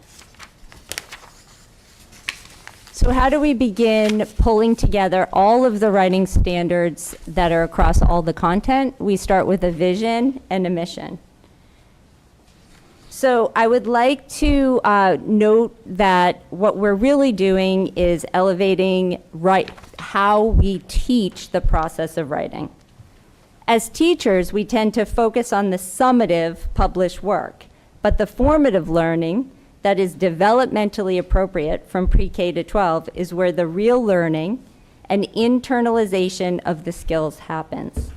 We are lifting here how writing is purposeful and intentional for different topics, audiences, and purposes. So we endeavor to cultivate lifelong writers, and our mission is to ensure that we have a balanced writing plan that promotes creativity, critical thinking, and clear communication.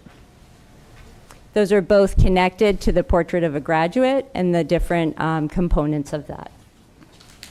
So our guiding principles, and the next slide is our goals, that's how we broke down the creation of this plan. I'm not going to read all of those, but what I do really want to lift is that writing is developmental in process. So at each grade level, it needs to be appropriate, and it needs to be appropriate to the content as well. So those principles you will see in all of the different contents of varied writing, the process-driven, writing instruction that's integrated, and just the social justice aspect of all students deserve access to high-quality, standards-based writing instruction. And then our goals as well are designed not only to enhance students' ability to express ideas clearly and effectively, but also to use writing as a powerful tool for learning and communication across various disciplines. So producing, writing routinely, writing to learn, developing coherence, and adapting communication. One that we've been speaking a lot about in this planning team is the writing to learn. I think we often think of writing as being the summation of the learning, but really writing is part of the learning process. So journaling, jotting down your thoughts. I mean, many of you, I'm watching Member Gately is writing all over her presentations, right? So this is how we learn through writing. It's different than just creating published versions of writing. And then, it's the integration of just the Massachusetts curriculum framework and how it's incorporated throughout all the contents. Okay, so writing in all content areas is literally everywhere, right? It's a strand that's everywhere, including vocation. I think on this slide, I also included dual language, even though that's not a content per se, it's a program. And they have 3 very specific writing spots throughout their year to progress monitor writing both in English and in Spanish. We're going to fast forward through all of the specific examples of English, social studies, math, just in the interest of time. But in the presentation, each of the assistant directors of their content, they contributed and lifted up some of the major components of writing that supports their programs in elementary, middle school, and high school.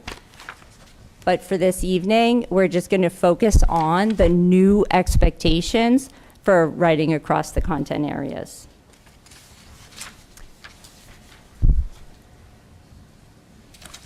So here, where we say we're setting a new expectation for the system for progress monitoring, this means that we're not creating additional writing. We're collaborating with members to determine where we're going to progress monitor the improvement of writing in the different content areas and across the different grade bands. So for example, our structured approach to writing across elementary and secondary include this progress monitoring. We will have focus groups led by curriculum assistant directors who will help to refine the different writing types and rubrics. What we really want to do is leverage what we already have in place. We have many buildings, both in elementary and in high school, who have already created writing plans and building-wide professional practice goals for their faculties. We also incorporated keys to literacy a couple of years ago with Lynn Classical, where the entire staff was doing a very programmatic writing across their school, and they saw gains in the areas where they focused. So what we're doing is bringing that model across the district. And then instructional strategies are obviously incredibly important when you're talking about distinguishing what students need and how we can support them.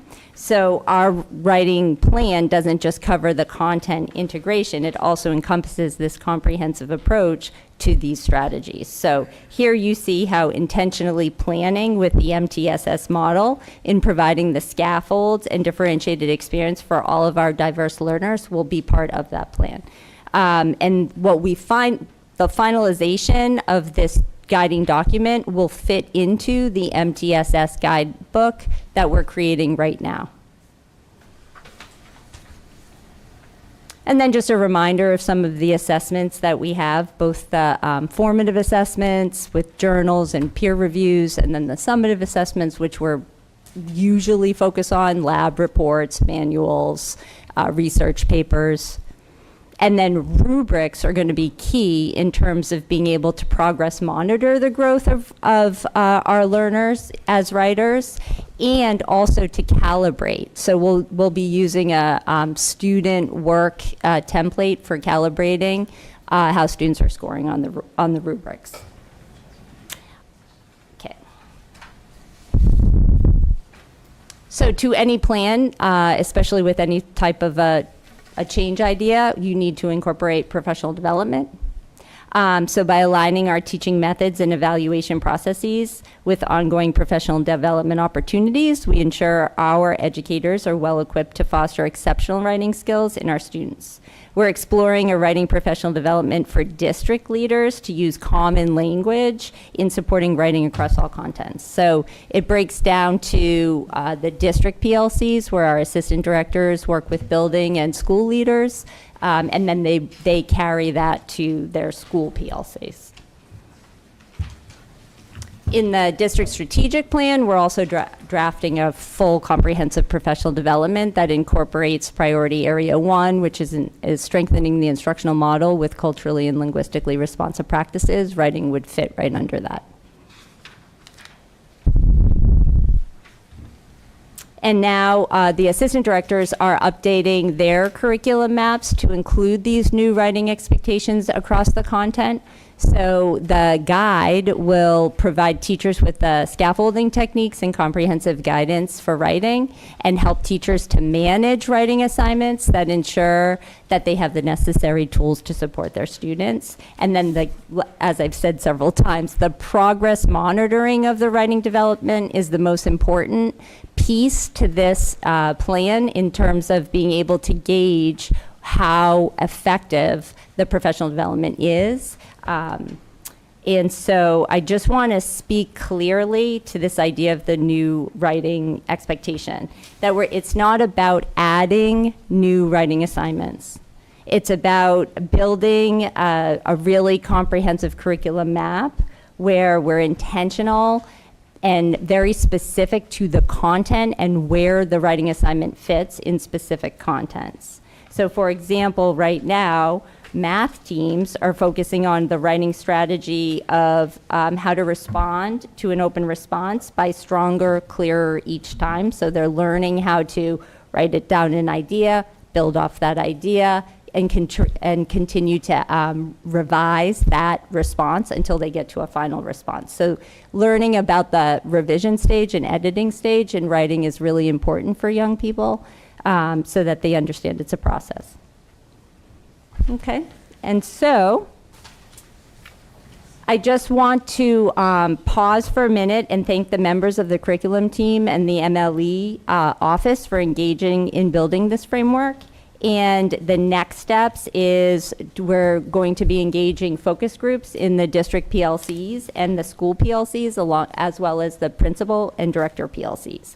So I look forward to expanding the collaboration on building the guidance. Any questions? Go ahead. Member Gately.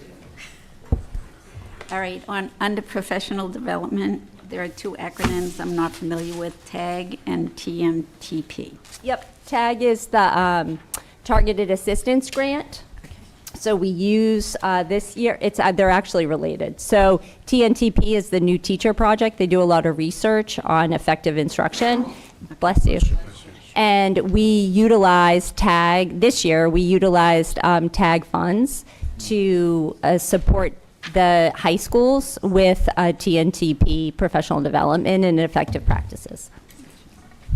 Okay, so now, Bless you.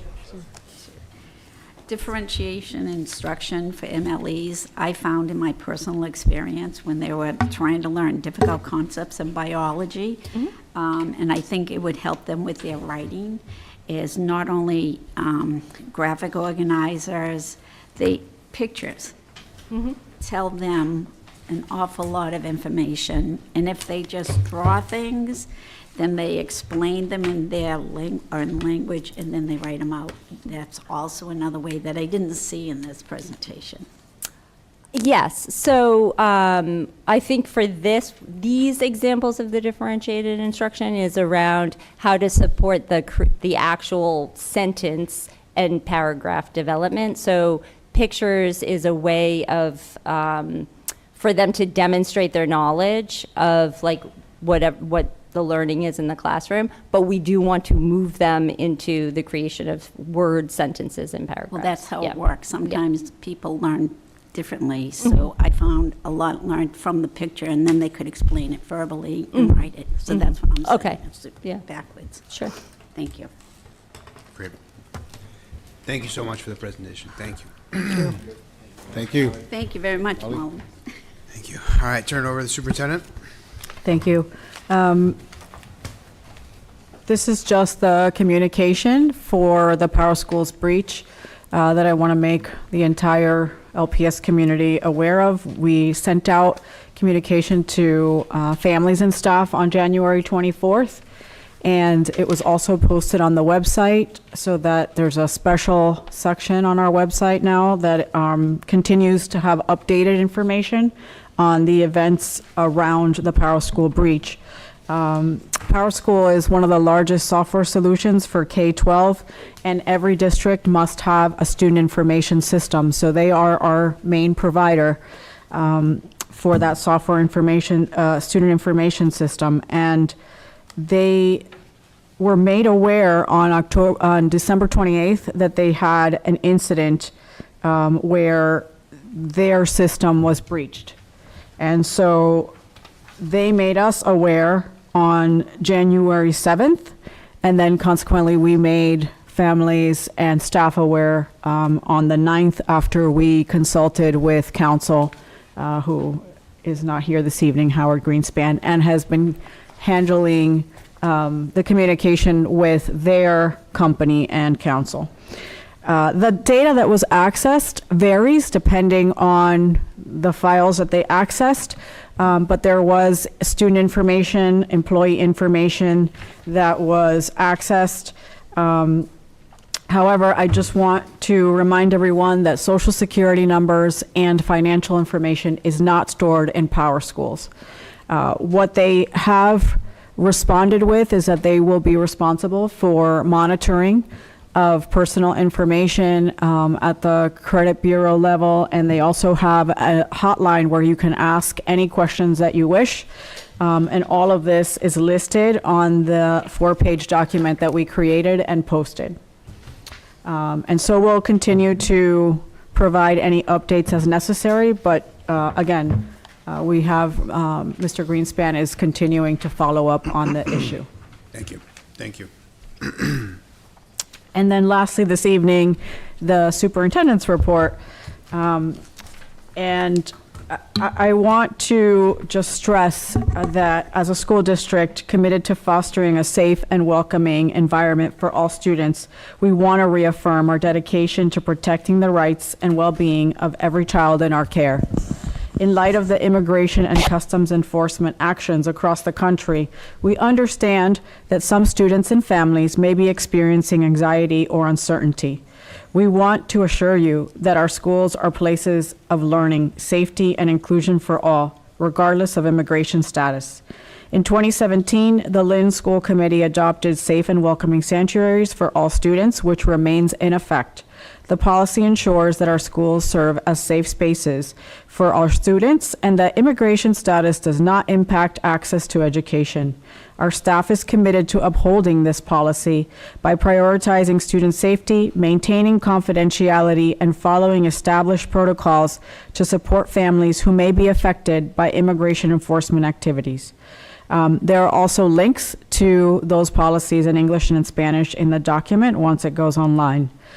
We also recognize the emotional toll that immigration-related concerns have on our students and their families. Our school clinicians and support staff are available to provide guidance, reassurance, and emotional support to any student in need. We encourage open communication and remind families that school staff members are here to listen and offer resources that can help navigate these challenges. The most powerful tool we can provide our students with is knowledge. Understanding their rights and having access to supportive networks is crucial during these difficult times. To further support our community, we are providing additional resources and guidance that may be helpful, including, and these were some that the internal team developed in the last 2 weeks, the Safe Schools Response Summary. It is linked in here. It is a public document. The LPS Immigrant Family Guidance, as well as some resources from Massachusetts Legal Help for Immigrants. These documents contain important information on legal rights, available services, and preemptive steps families can take to protect themselves. We stand together as a community to protect and support all students. As educators and community members, we'll continue to focus on the value of delivering powerful instruction to all students. The foundation of our students' success is established when we provide them with access and opportunity to courses and enrichment. Up to 70 students with an interest in healthcare careers will have an opportunity to apply for a paid student internship provided by the Lynn Community Health Center. Orientation will occur this summer with the program officially beginning in September. This opportunity will increase to 120 students the following September. We're thankful for that partnership and collaboration. The Students Fellows will be exposed to careers in healthcare while working on a year-long project around hypertension that will include advocacy work, data collection, and community engagement. Our students are achieving across the curriculum and will be assessing their mid-year progress in February and March of this year. These assessment results will support appropriate scheduling for students for the 25-26 school year. The secondary schools have begun the process of subject selection. I encourage students and families to see the updated LPS program of studies, school year 25-26, on the Lynn Public Schools website, and it's also linked in here for you to access. We are proud to acknowledge that the fine arts teachers and programming are developing master musicians. The Lynn English High School seniors, Ethan Chalel and Ciara Bonilla, were awarded the Massachusetts Music Educator Association Excellence in Music Scholarship for Achievement and Leadership in Music. So congratulations, that's a huge honor.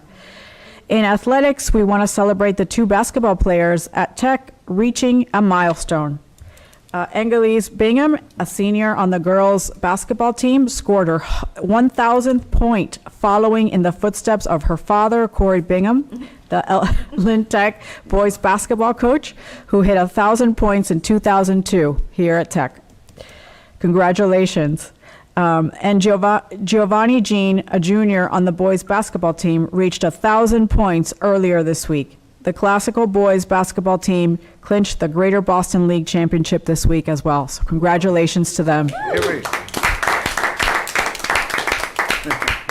On that great news, we'll continue to work each day in service of students to make them feel valued and respected. Thank you. Good evening.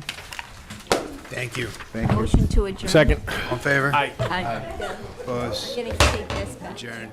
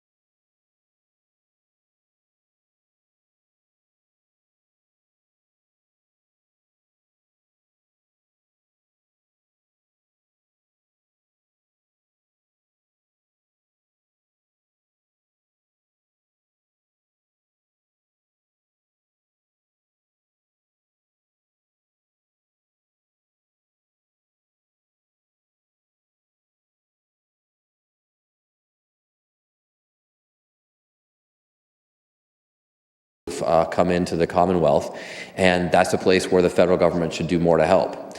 Now, in the context of this, of course, is that the new president wants to dramatically cut taxes for the wealthiest corporations